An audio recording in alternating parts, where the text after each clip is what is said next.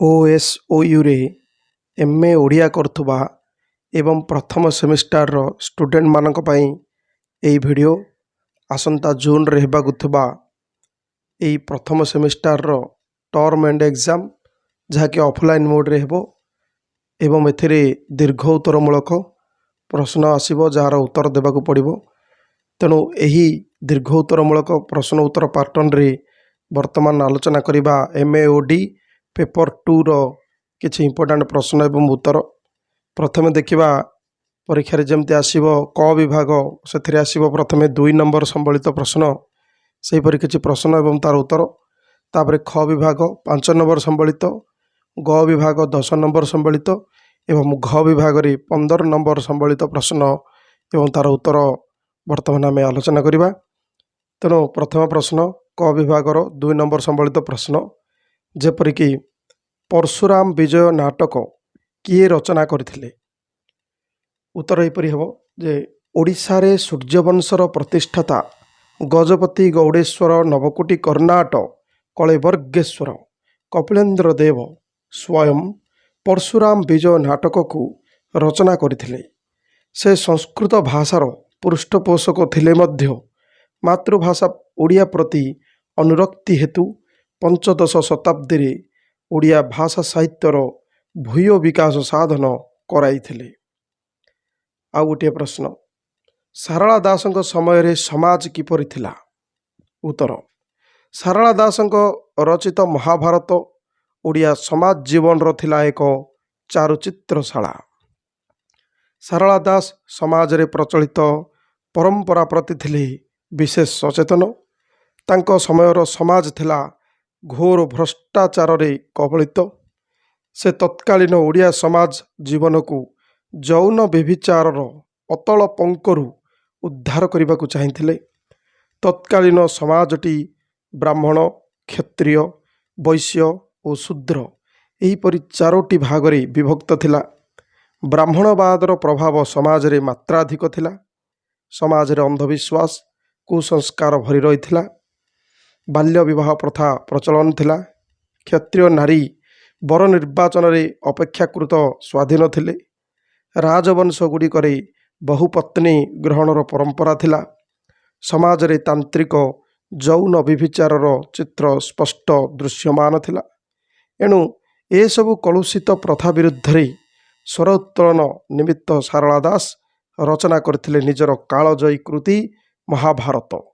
ଏହି ଗ୍ରନ୍ଥ ମାଧ୍ୟମରେ ସେ ତତ୍କାଳୀନ ସମାଜକୁ ସୁଧାରିବାର ମହତ୍ କର୍ମ ଆରମ୍ଭ କରିଥିଲେ। ପରବର୍ତ୍ତୀ ପ୍ରଶ୍ନ, ବିଶ୍ୱନାଥ କବିରାଜ କେଉଁ ରାଜାଙ୍କ ସମସାମୟିକ ଥିଲେ? ଉତ୍ତର, ସୁପ୍ରସିଦ୍ଧ ସାହିତ୍ୟ ଦର୍ପଣର ପ୍ରଣେତା ବିଶ୍ୱନାଥ କବିରାଜ ଥିଲେ ରାଜା ଚତୁର୍ଥ ଭାନୁଦେବ, ଯିଏକି ଖ୍ରୀଷ୍ଟାବ୍ଦ 1414ରୁ 1434 ମଧ୍ୟରେ ରାଜତ୍ୱ କରିଥିଲେ। ତାଙ୍କର ସମସାମୟିକ। ସେ ସାହିତ୍ୟ ଦର୍ପଣ ବ୍ୟତୀତ ବହୁ ସଂସ୍କୃତ ନାଟକ ଯଥା ଚନ୍ଦ୍ରକଳା ଓ ପାର୍ବତୀ ପରିଣୟ ନାଟିକା, ବହୁ କାବ୍ୟ ଯଥା ରାଘବ ବିଳାସ, ନରସିଂହ ବିଜୟ ଓ କୁବଳାୟାସ୍ୱ ଚରିତ, ଯାହାକି ପ୍ରାକୃତ ଭାଷାରେ ସେ ରଚନା କରି ପରବର୍ତ୍ତୀ ସମୟରେ ସଂସ୍କୃତ ସାହିତ୍ୟକୁ ମଧ୍ୟ ସେ ରୁଦ୍ଧିମନ୍ତ କରିଥିଲେ। ପରବର୍ତ୍ତୀ ପ୍ରଶ୍ନ, ଓଡ଼ିଆ କୋଇଲି ସାହିତ୍ୟର ଆରମ୍ଭ କେଉଁଠାରୁ ହୋଇଥିଲା? ଉତ୍ତର, ଓଡ଼ିଆ କୋଇଲି ସାହିତ୍ୟର ରଚନା ମାର୍କଣ୍ଡ ଦାସଙ୍କ କେଶବ କୋଇଲି ଠାରୁ ଆରମ୍ଭ ହୋଇଛି ବୋଲି କୁହାଯାଏ। କାରଣ ଏହା ପୂର୍ବରୁ କୌଣସି ପ୍ରାଚୀନ କବି କୋଇଲି ରଚନା କରିଥିବାର ପ୍ରମାଣ ଏପର୍ଯ୍ୟନ୍ତ ମିଳିପାରିନାହିଁ। ତେଣୁ ଓଡ଼ିଆ କୋଇଲି ସାହିତ୍ୟର ସୃଷ୍ଟି ସମୟ ବୋଲି ପଞ୍ଚଦଶ ଶତାବ୍ଦୀକୁ ହିଁ ବିବେଚନା କରାଯାଏ। ପଞ୍ଚଦଶ ଶତାବ୍ଦୀର ମାର୍କଣ୍ଡ ଦାସଙ୍କ ସୃଷ୍ଟି ଏହି ନୂଆ ଆଙ୍ଗିକ ଧାରାରେ ଅଷ୍ଟାଦଶ ଶତାବ୍ଦୀର ଶେଷ ପର୍ଯ୍ୟନ୍ତ ଓଡ଼ିଆ କବିମାନେ ବିଭିନ୍ନ ଗୀତି କବିତା ରଚନା କରିଥିବାର ଦୃଷ୍ଟାନ୍ତ ସବୁ ଦେଖିବାକୁ ମିଳେ। ପରବର୍ତ୍ତୀ ପ୍ରଶ୍ନ, ମହାଭାରତ ପ୍ରଥମେ କେଉଁ ନାମରେ ରଚିତ ହୋଇଥିଲା? ଉତ୍ତର, ବର୍ତ୍ତମାନ ପ୍ରଚଳିତ ବିଶାଳ ମହାଭାରତ ଗ୍ରନ୍ଥ ପ୍ରଥମରୁ ଏହା ଜୟ ଏବଂ ଭାରତ ନାମରେ ରଚନା କରାଯାଇଥିଲା। ପ୍ରଥମରୁ ଏହା କ୍ଷୁଦ୍ର ଆକାରରେ ଆରମ୍ଭ ହୋଇ ପରବର୍ତ୍ତୀ ସମୟରେ ବିରାଟ ରୂପ ଧାରଣ କରିଥିଲା। ଏହି ଗ୍ରନ୍ଥ ପ୍ରଥମେ କେବଳ ପାଣ୍ଡବ ଏବଂ କୌରବମାନଙ୍କର ପାରିବାରିକ କାହାଣୀରେ ସୀମିତ ଥିଲା, କିନ୍ତୁ ପରବର୍ତ୍ତୀ ସମୟରେ ଶତ ସହସ୍ର ସଂହିତା ନାମରେ ଏହା ରଚିତ ହେଲା। ଅଷ୍ଟମ ଶତାବ୍ଦୀ ବେଳକୁ ଏହି ଗ୍ରନ୍ଥ ସମଗ୍ର ଭାରତୀୟମାନଙ୍କର ମହାକାବ୍ୟରେ ପରିଣତ ହୋଇଥିଲା। ପାଣ୍ଡବ ଏବଂ କୌରବମାନଙ୍କ ଉପରେ ବିଜୟ ହାସଲ କରିଥିବାରୁ ଏହି ଗ୍ରନ୍ଥର ନାମ ଥିଲା ଜୟ। ଜୟ ଗ୍ରନ୍ଥରେ 800ରୁ ପ୍ରାୟ 10,000 ଶ୍ଲୋକ ଥିଲା। ଏହା ବିକଶିତ ହୋଇ ପରବର୍ତ୍ତୀ ସମୟରେ ଭାରତ ନାମ ଧାରଣ କରିଥିଲା। ସେତେବେଳକୁ ଏହା 24,000 ଶ୍ଲୋକରେ ପରିପୂର୍ଣ୍ଣ ଥିଲା। ଆଧୁନିକ ମହାଭାରତ ଗ୍ରନ୍ଥରେ ପରିଣତ ହେଲା ବେଳକୁ ଏହା ଶତ ସହସ୍ର ଶ୍ଲୋକ ବିଶିଷ୍ଟ ବିଶାଳ ଗ୍ରନ୍ଥରେ ପରିଣତ ହୋଇପାରିଥିଲା। ଏଭଳି ଭାବରେ 5ଟି ପ୍ରଶ୍ନର ଆଲୋଚନା କଲେ, ଯାହାକି 2 ନମ୍ବର ବିଶିଷ୍ଟ। ବର୍ତ୍ତମାନ ଖ ବିଭାଗର 5 ନମ୍ବର ସମ୍ବଳିତ ପ୍ରଶ୍ନ କିଛି ଆଲୋଚନା କରିବା। ଯେପରିକି ପ୍ରଥମ ପ୍ରଶ୍ନ ହେଲା, ସାରଳା ଦାସଙ୍କ ସମୟରେ ସମାଜରେ ନାରୀମାନଙ୍କର ସ୍ଥିତି କିପରି ଥିଲା? ଉତ୍ତର, ସାରଳା ଦାସଙ୍କର ଓଡ଼ିଆ ମହାଭାରତ ସାହିତ୍ୟରେ ଏକ ଅନବଦ୍ୟ ସୃଷ୍ଟି। ସମଗ୍ର ପୂର୍ବ ଭାରତରେ ସର୍ବପ୍ରଥମେ ଚତୁର୍ଦ୍ଦଶ ଶତାବ୍ଦୀର ଆଦ୍ୟ ଭାଗରେ ଆଞ୍ଚଳିକ ଭାଷାରେ ରଚିତ ଏହା ଏକ ପୂର୍ଣ୍ଣାଙ୍ଗ ଗ୍ରନ୍ଥ ଅଟେ। ଏଥିରେ ତତ୍କାଳୀନ ସମାଜରେ ନାରୀମାନଙ୍କର ସ୍ଥିତିକୁ କବି ଅତି ସ୍ପଷ୍ଟ ରୂପେ ପ୍ରତୀୟମାନ କରାଇଛନ୍ତି। ସାରଳା ଦାସଙ୍କ ସମୟରେ ଓଡ଼ିଆ ସମାଜ ଜୀବନକୁ ଯୌନ ବ୍ୟଭିଚାର ମାଡ଼ି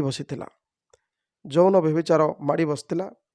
ସମାଜ ବ୍ରାହ୍ମଣ, କ୍ଷତ୍ରିୟ, ବୈଶ୍ୟ ଓ ଶୂଦ୍ର ଭେଦରେ ବିଭକ୍ତ ଥିଲା। ନାନା କୁସଂସ୍କାର, ଅନ୍ଧବିଶ୍ୱାସ ସମାଜକୁ ଗ୍ରାସ କରିଥିଲା। ବ୍ରାହ୍ମଣବାଦର ପ୍ରଭାବ ବେଶ ପରିଲକ୍ଷିତ ହେଉଥିଲା।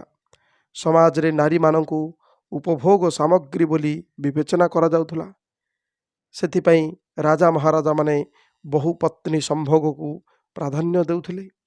ରାଣୀମାନଙ୍କ ସାଥିରେ ବହୁ ଦାସୀ ଯୌତୁକ ରୂପେ ମଧ୍ୟ ଆସୁଥିଲେ ଓ ଜୀବନସାରା ରାଜାରାଣୀଙ୍କର ସେବା କରୁଥିଲେ। ସମାଜରେ ବାଲ୍ୟ ବିବାହ ପ୍ରଥା ପ୍ରଚଳନ ଥିଲା, ଯାହାକି ବିଧବାର ନୈତିକ ସ୍ଖଳନ ପାଇଁ ପଥ ପରିଷ୍କାର କରୁଥିଲା। ବାଲ୍ୟ ବିବାହ ହେତୁ ସ୍ୱାମୀ ସୁଖରୁ ବଞ୍ଚିତ ବିଧବାମାନେ ସ୍ୱାମୀର ଅଳ୍ପ ବୟସରେ ମୃତ୍ୟୁ ଯୋଗୁଁ ପରବର୍ତ୍ତୀ ସମୟରେ କାମାସକ୍ତ ହୋଇ ବ୍ୟଭିଚାରିଣୀ ହୋଇଯାଉଥିଲେ। ଯଦିଓ ସମାଜରେ ଏହା ନିନ୍ଦନୀୟ ଥିଲା, କିନ୍ତୁ ଏଭଳି କଳୁଷିତ ପ୍ରଥା ବିରୁଦ୍ଧରେ କେହି ସ୍ୱର ଉତ୍ତୋଳନ କରୁନଥିଲେ। ତତ୍କାଳୀନ ସମାଜରେ କ୍ଷତ୍ରିୟ ନାରୀମାନେ ବର ନିର୍ବାଚନର ସ୍ୱାଧୀନତା ପାଉଥିଲେ। ସେମାନଙ୍କୁ ବିବାହ ପୂର୍ବରୁ ଯୁବତୀ ବୟସରେ ଗୋପନରେ ନିଜ ପ୍ରିୟ ସହିତ ମିଳିବାରେ ମଧ୍ୟ କୌଣସି ବାଧା ନଥିଲା। ଚନ୍ଦ୍ରାବତୀ, ଶାମ୍ବ, ଉଷା, ଅନିରୁଦ୍ଧ ଓ ସୁଭଦ୍ରା, ଅର୍ଜୁନ ଏମାନଙ୍କ ପ୍ରାକ୍ ବିବାହ ପ୍ରେମର ବର୍ଣ୍ଣନା କରି ବିବାହ ପୂର୍ବରୁ ଅଙ୍ଗସଙ୍ଗର ବୃତ୍ତାନ୍ତ ସାରଳା ଦାସ ନିଜ ମହାଭାରତରେ ବର୍ଣ୍ଣନା କରିଥିଲେ ମଧ୍ୟ ଏପରି ନାରୀକୁ ଦୂଷିତା ବୋଲି ସେ ଉଲ୍ଲେଖ କରିଛନ୍ତି। ସେତେବେଳେ ସମାଜରେ କନ୍ୟା ଋତୁମତୀ ପୂର୍ବରୁ ବିବାହ କରିବାର ଆଦର୍ଶ ନୀତି ଥିଲା। ବିବାହ ନିମିତ୍ତ କୁଳ, ଶୀଳ, ମାନ, ମର୍ଯ୍ୟାଦା ପ୍ରତି ଧ୍ୟାନ ରଖି ପିତାମାତାମାନେ ବରପାତ୍ର ନିର୍ଣ୍ଣୟ କରୁଥିଲେ। ସୁସ୍ଥ ସମାଜ ଗଠନରେ ପୁରୁଷ ଅପେକ୍ଷା ନାରୀର ଭୂମିକା ଅଧିକ ଥିଲା।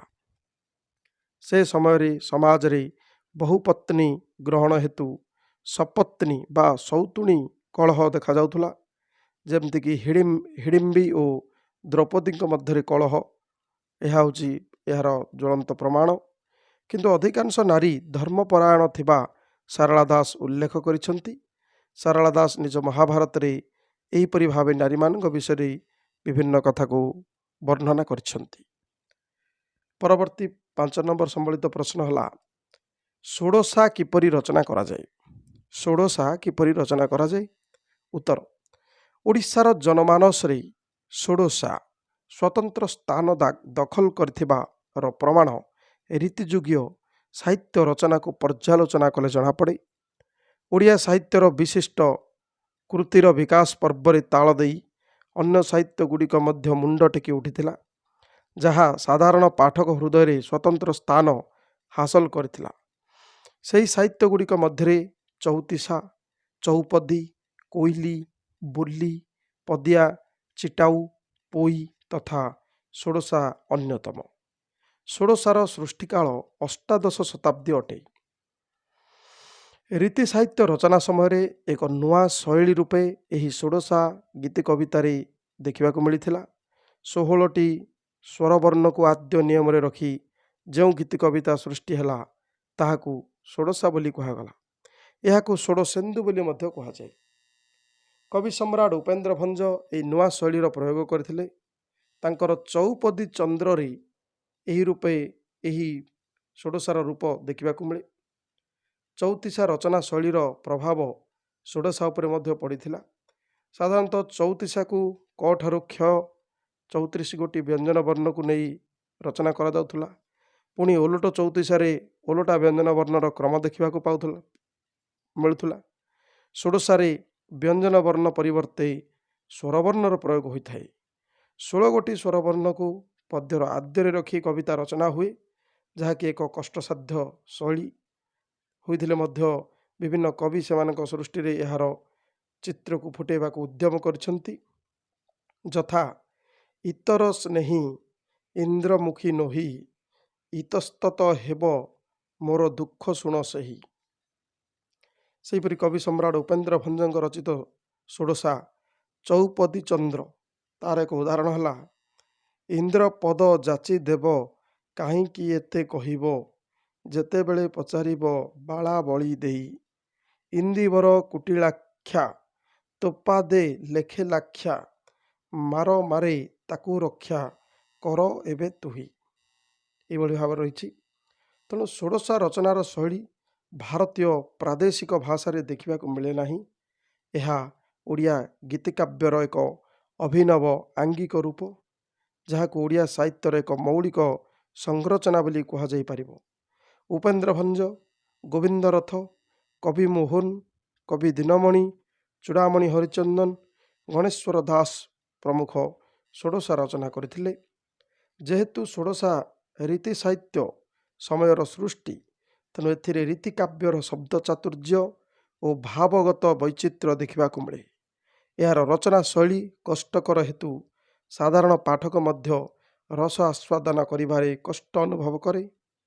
ଶୈଳୀରେ 16ଟି ସ୍ୱରବର୍ଣ୍ଣ ପଦର ଆଦ୍ୟରେ ବ୍ୟବହାର ସହ ତା ମଧ୍ୟରେ ଭାବ ସୃଷ୍ଟି କରିବା ଏତେ ସହଜସାଧ୍ୟ କଥା ନୁହେଁ। ଏଣୁ ଓଡ଼ିଆ ସାହିତ୍ୟରେ କେତେକ ହାତଗଣତି ଷୋଡ଼ଶା ରଚନା ଦେଖିବାକୁ ମିଳେ।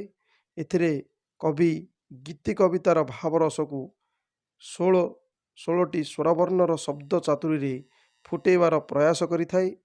ବିଦଗ୍ଧ ପାଠକ କେବଳ ରସ ଆସ୍ୱାଦନ କରିଥାନ୍ତି। ଷୋଡ଼ଶାର ଶବ୍ଦ ଚାତୁର୍ଯ୍ୟ ଓ ଭାବର ବୈଚିତ୍ର୍ୟ ସାଧାରଣ ପାଠକ ପ୍ରାଣକୁ ଉଦ୍ବେଳିତ କରିପାରେ ନାହିଁ। ବର୍ତ୍ତମାନ ଦେଖିବା ଷୋଡ଼ଶାର ବିଭାଗୀକରଣ। ଷୋଡ଼ଶାକୁ ସେମିତି ନିର୍ଦ୍ଦିଷ୍ଟ ଭାଗରେ ବିଭକ୍ତ କରାଯାଇ ନାହିଁ। ବିଭିନ୍ନ କବିଙ୍କର ରଚନାରୁ ଯାହା ଜଣାପଡ଼େ, ଏହା ଈଶ୍ୱର ସ୍ତୁତି ବା ବନ୍ଦନା, ଜଣାଣ, ବିରହାତ୍ମକ ଏବଂ ଶୃଙ୍ଗାର ରସାତ୍ମକ ହୋଇଥାଏ। ତେବେ ସ୍ତୁତି କିମ୍ବା ବନ୍ଦନାକୁ ମୁଖ୍ୟ ଉପଜୀବ୍ୟ କରି ଷୋଡ଼ଶା ଗଢ଼ି ଉଠିଥାଏ ବୋଲି ମଧ୍ୟ କେତେକ ମତ ଦିଅନ୍ତି। ମାତ୍ର ଉପେନ୍ଦ୍ର ଭଞ୍ଜଙ୍କ ଚଉପଦୀ ଚନ୍ଦ୍ର, ଏହା ହେଉଛି ଶୃଙ୍ଗାର ରସାତ୍ମକ। ଏହା ବିରହ ଭାବନା, ପ୍ରାପ୍ତି ଇଚ୍ଛା, ପ୍ରୀତି ପ୍ରଶଂସା, ପଶ୍ଚାତାପ, ବିରହୋତ୍କଣ୍ଠା ଓ ପୁନର୍ମିଳନ ଆଦି ଶୃଙ୍ଗାର ଭାବନାକୁ ଆଧାର କରି ରଚିତ ହୋଇଛି। ବିରହ ଭାବନାର ଏକ ଦୃଷ୍ଟାନ୍ତ ହେଲା ଆହା ମୋ ଆଜନ୍ମ ସୁଖୀ, ଆଜ ଯାଏ ସ୍ୱପ୍ନେ ଦୁଃଖ ନାହିଁ ଦେଖି, ଅନେକ କ୍ଷତ କଲେ ଯେ ନ ସହି, ଆଳି କି ହେଲା କି ଦଣ୍ଡ ଏବେ ସେ କୋମଳ ପିଣ୍ଡ, ସହିବ ଫୁଲ କୋଦଣ୍ଡ କେହି। ଅଦ୍ୟାପି ଓଡ଼ିଆ କାବ୍ୟ କବିତାର ବିକାଶ ପର୍ବରେ ଷୋଡ଼ଶାର ଭୂମିକାକୁ କେହି ଅସ୍ୱୀକାର କରିପାରିବେ ନାହିଁ। ସଂଖ୍ୟା ସୀମିତ ହେଲେ ମଧ୍ୟ ଓଡ଼ିଆ ସାହିତ୍ୟରେ ଏହା ଏକ ନୂତନ ଆଙ୍ଗିକ ରୂପ ଗଢ଼ିବାରେ ଯଥେଷ୍ଟ ମହତ୍ତ୍ୱପୂର୍ଣ୍ଣ ଭୂମିକା ଗ୍ରହଣ କରିଛି। ତେଣୁ ଓଡ଼ିଆ ସାହିତ୍ୟରେ ଏହି ଷୋଡ଼ଶା ଏକ ନୂତନ ଆଙ୍ଗିକ ରୂପ ଗଢ଼ିବାରେ ଯଥେଷ୍ଟ ମହତ୍ତ୍ୱପୂର୍ଣ୍ଣ ଭୂମିକା ଗ୍ରହଣ କରିଛି। ପରବର୍ତ୍ତୀ 5 ନମ୍ବର ସମ୍ବଳିତ ପ୍ରଶ୍ନ ହେଲା, ମହାଭାରତ ଗ୍ରନ୍ଥରେ ଧାର୍ମିକ ଓ ଦାର୍ଶନିକ ତତ୍ତ୍ୱର କିପରି ସମନ୍ୱୟ ଘଟିଛି ଦର୍ଶାଅ। ମହାଭାରତ ଗ୍ରନ୍ଥରେ ଧାର୍ମିକ ଓ ଦାର୍ଶନିକ ତତ୍ତ୍ୱର କିପରି ସମନ୍ୱୟ ଘଟିଛି ଦର୍ଶାଅ। ଉତ୍ତର, ମହାଭାରତ ହେଉଛି ଭାରତବର୍ଷର ଜାତୀୟ ମହାକାବ୍ୟ। ସମଗ୍ର ଭାରତବର୍ଷର ଜନଜୀବନର ଚିତ୍ର ଏଥିରେ ପ୍ରତିଫଳିତ। ଭାରତରେ କେଉଁ ଆବାହମାନ କାଳରୁ ବିଭିନ୍ନ ଜାତି, ଧର୍ମ, ବର୍ଣ୍ଣ, ଗୋଷ୍ଠୀର ଲୋକମାନେ ଏକତ୍ର ବସବାସ କରି ଆସୁଥିଲେ ମଧ୍ୟ ସମସ୍ତ ଜନସାଧାରଣଙ୍କୁ ଏକତାର ସୂତ୍ରରେ ଏହାର ପ୍ରଥା, ପରମ୍ପରା ତଥା ବସୁଧୈବ କୁଟୁମ୍ବକମ୍ ନୀତି ବାନ୍ଧି ରଖିପାରିଛି। ଏତଦ୍ବ୍ୟତୀତ ଭାରତବର୍ଷର ଅନନ୍ୟ କଳା, ସଂସ୍କୃତି, ସ୍ଥାପତ୍ୟ ତଥା ସାହିତ୍ୟ ଏହି ଏକତାର ବାର୍ତ୍ତାବହ। ବିବିଧତା ସତ୍ତ୍ୱେ ଭାରତୀୟଙ୍କଠାରେ ଜାତୀୟ ଚରିତ୍ର ଗଠନ ନିମନ୍ତେ କିଛି ଧର୍ମଗ୍ରନ୍ଥ ଖୋରାକ ଯୋଗାଇଛି। ସେହିସବୁ ପ୍ରାଚୀନ ଧର୍ମଗ୍ରନ୍ଥ ଗୁଡ଼ିକ ମଧ୍ୟରୁ ମହାଭାରତ ଗ୍ରନ୍ଥର ସ୍ୱତନ୍ତ୍ରତା ରହିଛି। ଏହା ଭାରତୀୟଙ୍କୁ ସର୍ବଦା ଅପୂର୍ବ ପ୍ରେରଣା ଯୋଗାଇ ଆସିଛି। ସାରଳା ଦାସଙ୍କର ଓଡ଼ିଆ ମହାଭାରତ ଜାତୀୟ ସାହିତ୍ୟରେ ଏକ ଅନବଦ୍ୟ ସୃଷ୍ଟି। ସମଗ୍ର ପୂର୍ବ ଭାରତରେ ସର୍ବପ୍ରଥମେ ଚତୁର୍ଦ୍ଦଶ ଶତାବ୍ଦୀର ଶେଷ, ପଞ୍ଚଦଶ ଶତାବ୍ଦୀର ଆଦ୍ୟ ଭାଗରେ ଆଞ୍ଚଳିକ ଭାଷାରେ ରଚିତ ଏହି ମହାଭାରତ ହେଉଛି ଏକ ପୂର୍ଣ୍ଣାଙ୍ଗ ଗ୍ରନ୍ଥ। ଏହା ସଂସ୍କୃତ ମହାଭାରତର ଆକ୍ଷରିକ ଅନୁବାଦ ନୁହେଁ। ସଂସ୍କୃତ ମହାଭାରତର ଛାୟାରେ ରଚିତ ଏହା ସାରଳା ଦାସଙ୍କ ମୌଳିକ ସୃଷ୍ଟି ଅଟେ। ଓଡ଼ିଆମାନଙ୍କ ଜନଜୀବନରେ ଏହା ଏକ ନିଚ୍ଛକ ପ୍ରତିଛବି। ଶୈଳୀ ଓ ତାତ୍ତ୍ୱିକ ଦୃଷ୍ଟିରୁ ବିଚାର କଲେ ମହାଭାରତ ଗ୍ରନ୍ଥ କେବଳ ଇତିହାସ, ଆଖ୍ୟାନ ଏବଂ ପୁରାଣ ନୁହେଁ, ପରନ୍ତୁ ଏହାକୁ କାବ୍ୟ ଏବଂ ମହାକାବ୍ୟର ମଧ୍ୟ ଆଖ୍ୟା ପ୍ରଦାନ କରାଯାଇଛି। ଏଥିରେ ଭାରତବର୍ଷର ଧର୍ମଶାସ୍ତ୍ର, ଅର୍ଥଶାସ୍ତ୍ର, କାମଶାସ୍ତ୍ର, ନୀତିଶାସ୍ତ୍ର ଏବଂ ମୋକ୍ଷଶାସ୍ତ୍ର ସମ୍ପର୍କରେ ବିଶଦ ବର୍ଣ୍ଣନା ପ୍ରଦାନ କରାଯାଇଛି। ଏଠାରେ ଧାର୍ମିକ ଓ ଦାର୍ଶନିକ ତତ୍ତ୍ୱର ଅପୂର୍ବ ସମନ୍ୱୟ ପରିଲକ୍ଷିତ ହୁଏ। ମହାଭାରତ ଗ୍ରନ୍ଥରେ ଧାର୍ମିକ ତତ୍ତ୍ୱ ଓ ଦାର୍ଶନିକ ତତ୍ତ୍ୱର ସମନ୍ୱୟ। ମହାଭାରତ ଗ୍ରନ୍ଥରେ ଧର୍ମ ଭାବନା ଅତି ବ୍ୟାପକ ଦୃଷ୍ଟିରୁ ପ୍ରତିଫଳିତ ହୋଇଥିବା ଦେଖାଯାଏ। ରାଜଧର୍ମ ଦ୍ୱାରା ସମାଜକୁ ନୀତି ମାର୍ଗରେ ପରିଚାଳନା କରିବା, ଆପଦ ଧର୍ମ ଦ୍ୱାରା ବିପଦ ସମୟରେ କେଉଁ ପ୍ରକାର ନିଷ୍ପତ୍ତି ନେଇ କାର୍ଯ୍ୟ କରିବା ଉଚିତ ସେ ସମ୍ପର୍କରେ କୁହାଯାଇଛି। ମୋକ୍ଷ ଧର୍ମ ଅର୍ଥାତ୍ ପୁନର୍ଜନ୍ମରୁ ମୁକ୍ତି ବିଷୟରେ ମଧ୍ୟ କୁହାଯାଇଛି। ଏହା ହିଁ ଜୀବନର ସର୍ବୋଚ୍ଚ ଲକ୍ଷ୍ୟ ହୋଇଥାଏ ବୋଲି ଦର୍ଶାଯାଇଛି। ଦାନ ଧର୍ମ ବିଷୟରେ ଏହା କୁହାଯାଇଛି ଯେ ଉଦାରବାଦୀ ତ୍ୟାଗୀ ଲୋକମାନେ ବିଭିନ୍ନ ଲୋକଙ୍କୁ ଦାନ କରି ପୁଣ୍ୟ ଅର୍ଜନ କରିଥାନ୍ତି। ମୋକ୍ଷଶାସ୍ତ୍ର ସମ୍ମତ ଜୀବନର ସାର୍ଥକତା ପ୍ରତି ମାର୍ଗଦର୍ଶନ ମହାଭାରତ ଗ୍ରନ୍ଥରେ ବର୍ଣ୍ଣନା କରାଯାଇଛି। ଏତଦ୍ବ୍ୟତୀତ ମହାଭାରତରେ ରାଜାଙ୍କର କର୍ତ୍ତବ୍ୟ, ମନ୍ତ୍ରୀ ପରିଷଦ, ପ୍ରଶାସନିକ ବିଭାଗ, କର ବିଭାଗ, ଅର୍ଥ ବିଭାଗ, ସୁରକ୍ଷା ପରିଷଦ, ବୈଦେଶିକ ନୀତି ସହିତ ଭକ୍ତି, କର୍ମ, ଜ୍ଞାନ, ସଂଖ୍ୟାଯୋଗ, ବେଦାନ୍ତ, ବୈଦେଶିକ ଧର୍ମ, ଶୈବ ଧର୍ମ, ଶାକ୍ତ ଧର୍ମ ପ୍ରଭୃତିର ତତ୍ତ୍ୱ ଦର୍ଶନ ଆଦି ସବୁ ମହାଭାରତରେ ବର୍ଣ୍ଣନା କରାଯାଇଛି। ମହାଭାରତ ଗ୍ରନ୍ଥରେ ବିଭିନ୍ନ ଧାର୍ମିକ ଏବଂ ଦାର୍ଶନିକ ତତ୍ତ୍ୱର ଅପୂର୍ବ ସମନ୍ୱୟ ଦେଖାଯାଇଥାଏ। ଏହାଦ୍ୱାରା ଭାରତୀୟମାନଙ୍କର ସାଂସ୍କୃତିକ ଜୀବନ ପୁନର୍ଗଠନ କ୍ଷେତ୍ରରେ ସହାୟକ ହୋଇଥାଏ। କବି, ଲେଖକ, ନାଟ୍ୟକାର, କଳାକାରମାନଙ୍କୁ ମହାଭାରତ ଗ୍ରନ୍ଥ ବହୁ ଭାବରେ ପ୍ରେରଣା ଯୋଗାଇ ଆସିଛି। ଜନସାଧାରଣ ଏବଂ ମହାଭାରତ ଗ୍ରନ୍ଥକୁ ଆଧାର କରି ପ୍ରକାଶିତ ବିଭିନ୍ନ ସାଂସ୍କୃତିକ କାର୍ଯ୍ୟକ୍ରମ ଦ୍ୱାରା ପ୍ରଭାବିତ ହୋଇ ନିଜ ନିଜର ବ୍ୟକ୍ତିଗତ ଚରିତ୍ରକୁ ସତ୍ ମାର୍ଗରେ ପରିଚାଳିତ କରିବା ସହିତ ସମାଜକୁ ନୈତିକ ଦିଗ୍ଦର୍ଶନ ଏମାନେ ଦେଇଥାନ୍ତି। ଏଣୁ ଯଥାର୍ଥରେ ମହାଭାରତ ଗ୍ରନ୍ଥକୁ କୁହାଯାଏ ପଞ୍ଚମ ବେଦ। ବେଦ ଯେପରି ଜାତି, ଧର୍ମ, ବର୍ଣ୍ଣ ନିର୍ବିଶେଷରେ ସମସ୍ତଙ୍କ ପାଇଁ ଉଦ୍ଦିଷ୍ଟ ଥିଲା, କିନ୍ତୁ ନାରୀ ଏବଂ ଶୂଦ୍ରମାନଙ୍କ ପାଇଁ ବେଦ ନିଷେଧ ଥିଲା। କିନ୍ତୁ ଭାରତୀୟମାନଙ୍କର ଏହି ପଞ୍ଚମ ବେଦର ମାନ୍ୟତା ପାଇଥିବା ମହାଭାରତ ଗ୍ରନ୍ଥ କିନ୍ତୁ ଥିଲା ସମସ୍ତଙ୍କ ପାଇଁ ଉନ୍ମୁକ୍ତ।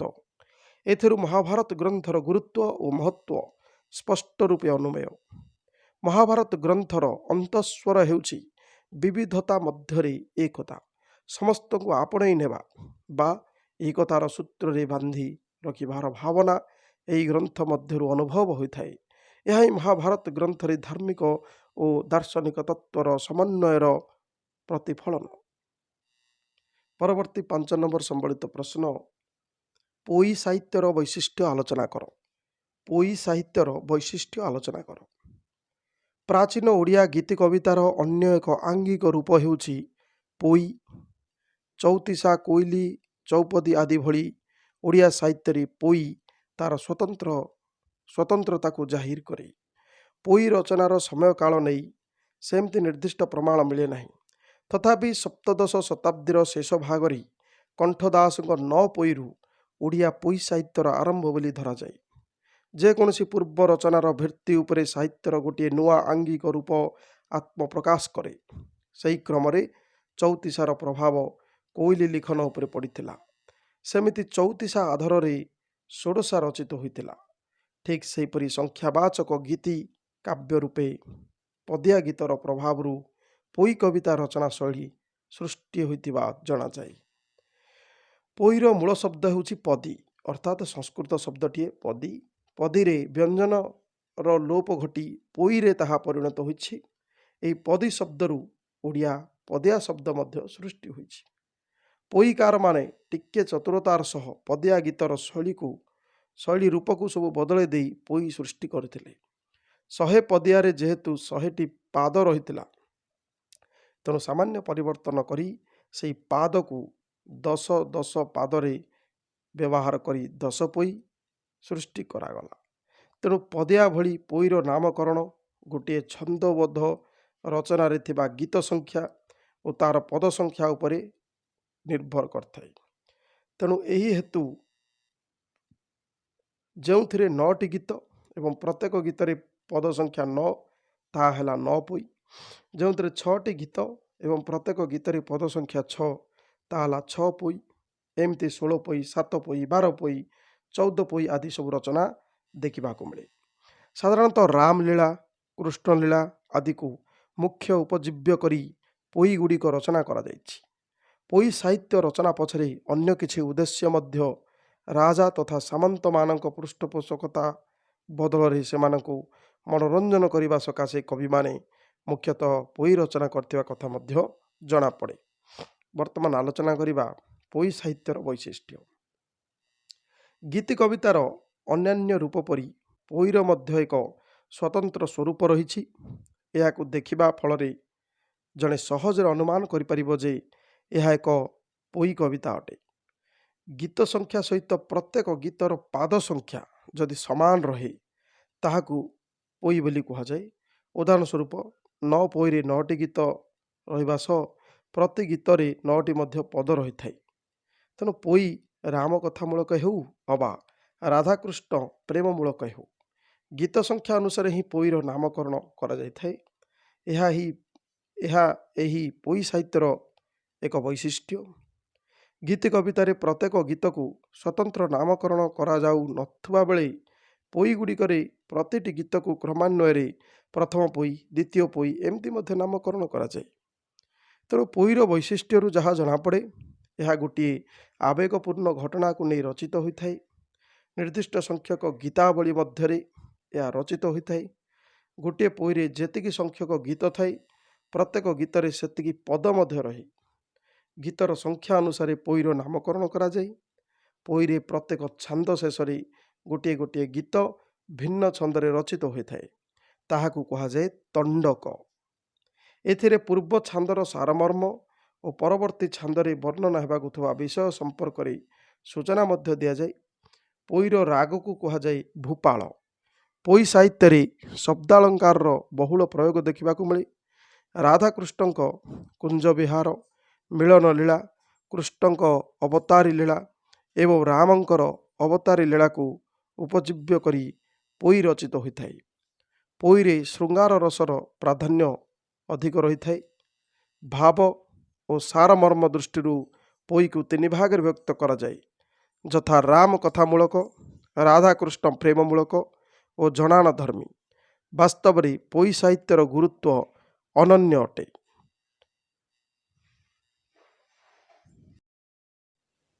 ବର୍ତ୍ତମାନ ଆଲୋଚନା କରିବା ପରବର୍ତ୍ତୀ ବିଭାଗ ଗ ବିଭାଗ।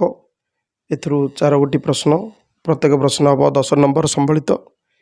तेणु प्रथम प्रश्न है जनजीवन रे भागवतर प्रभाव किपरि रही आलोचना कर। 200 शब्द मध्य 10 नंबर निमित्त जनजीवन रे भागवतर प्रभाव किपरि रही आलोचना कर।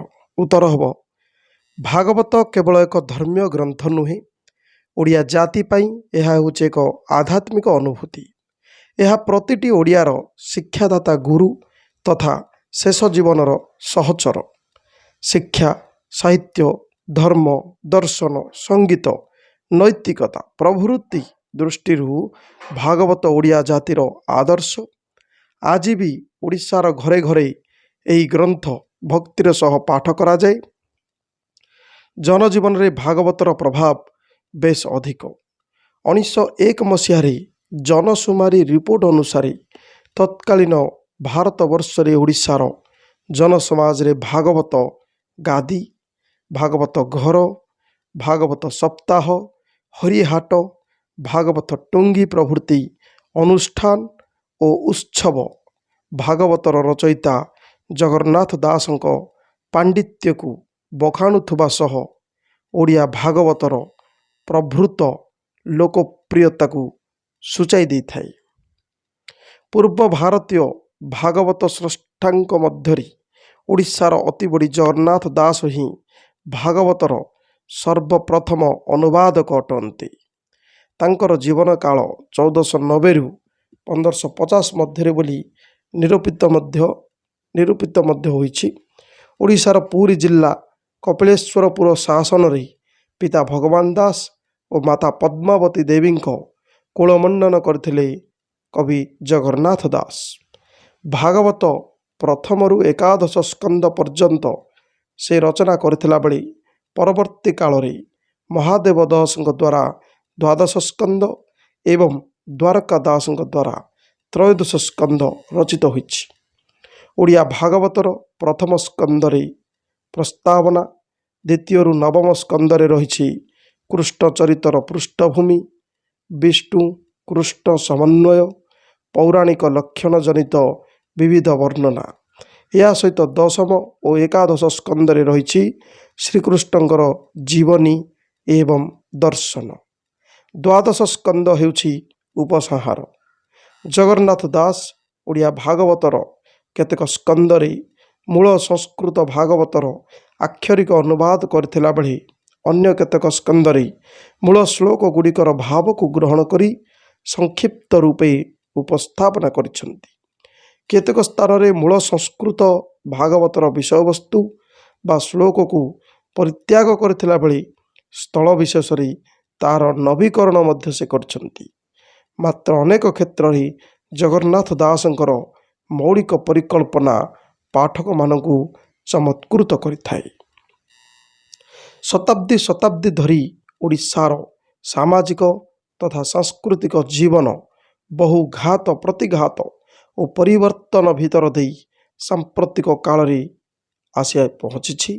या मध्य मनुष्यर रुचि आज बदली, जीवनर धारा मध्य बदली, किंतु ओडिया जातिर ध्यान धारणार सूक्ष्म चेतना रे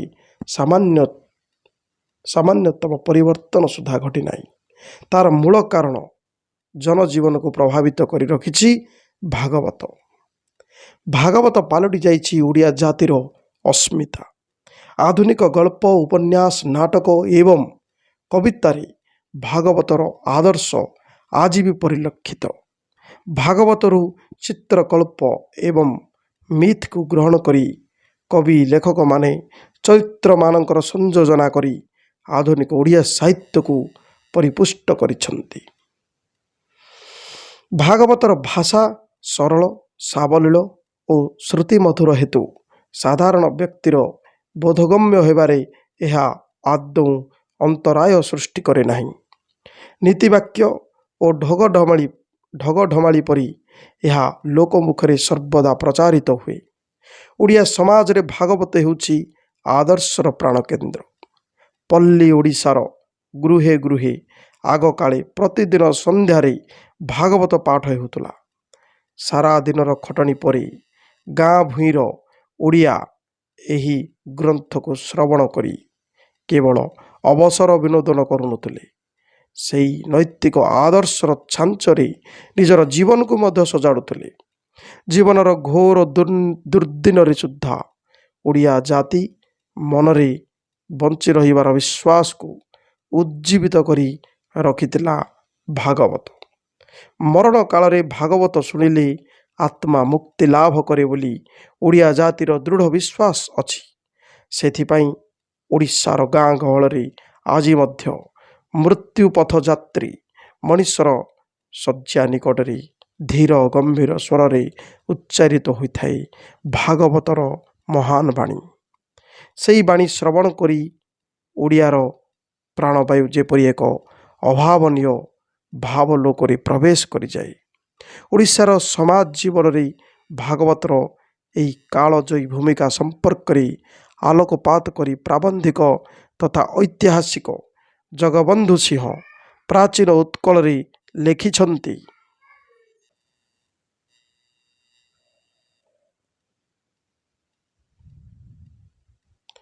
ଚାହାଳିରେ ପିଲାମାନଙ୍କର ଭାଗବତ ପ୍ରଧାନ ପାଠ୍ୟପୁସ୍ତକ ଥିଲା।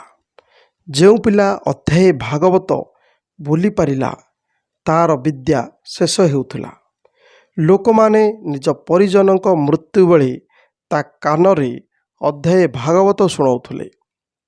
ଗ୍ରାମରେ ବିଷୁଚିକା ବା ମହାମାରୀ ପ୍ରଭୃତି ଉପଦ୍ରବ ହେଲେ ଭାଗବତ ପାଠ, ହରିହାଟ, ସପ୍ତାଙ୍ଗ ପ୍ରଭୃତି ଅନୁଷ୍ଠିତ ହେଉଥିଲା। ଭାଗବତ ପାଠ ହେଲେ ଗ୍ରାମରୁ କାଳ ଭୟ ଦୂର ହେଉଥିଲା ବୋଲି ଲୋକମାନଙ୍କର ପୂର୍ଣ୍ଣ ବିଶ୍ୱାସ ଥିଲା। ଅନେକ ଲୋକଙ୍କର ଅଭ୍ୟାସ ଥିଲା ସକାଳ ଓ ସଞ୍ଜରେ ସ୍ନାନ କରି ଭାଗବତ ପାଠ କରିବେ। ଏଣୁ ଓଡ଼ିଆ ଜାତିର ଜଗନ୍ନାଥ ଯେତିକି ପ୍ରିୟ, ଓଡ଼ିଆ ଭାଗବତ ମଧ୍ୟ ସେତିକି ପ୍ରିୟ। ଏହି କଥାଟି ଏଥିରୁ ସୁସ୍ପଷ୍ଟ। ଆସନ୍ନ ମୃତ୍ୟୁ କାଳରେ ଭାଗବତ ଦ୍ୱିପଦ ଶୁଣିଲେ ମୁକ୍ତିଲାଭ କରିବାର ଦୃଢ଼ ବିଶ୍ୱାସ ଥିବାରୁ ଓଡ଼ିଆମାନେ ନିରକ୍ଷର ନ ରହି ଅକ୍ଷର ଶିଖିବାକୁ ପ୍ରେରିତ ହେଉଥିଲେ। ଭାଗବତ ଓଡ଼ିଶାରେ ସାକ୍ଷରମାନଙ୍କ ସଂଖ୍ୟା ବୃଦ୍ଧି କରିବାରେ ସହାୟତା କରୁଥିଲା। ଭାଗବତ ହେଉଛି ଓଡ଼ିଶାର ଏକ ପ୍ରତିଷ୍ଠାର ଶ୍ରେଷ୍ଠତମ ଅଭିବ୍ୟକ୍ତି। ଭାଗବତ ହେଉଛି ଓଡ଼ିଶାର ଐକ୍ୟ ପ୍ରତିଷ୍ଠାର ଶ୍ରେଷ୍ଠତମ ଅଭିବ୍ୟକ୍ତି। ବିଭିନ୍ନ ଅବକାଶରେ ଓଡ଼ିଆମାନେ ବାହାରକୁ ଗଲେ ଓଡ଼ିଆର ଅନ୍ତରଙ୍ଗ ସାଥୀ ଭାଗବତକୁ ନେଉଥିଲେ। ଭାଗବତ ଯେପରି ଥିଲା ଓଡ଼ିଆ ଜାତିର ନିଜସ୍ୱ ପରିଚୟ।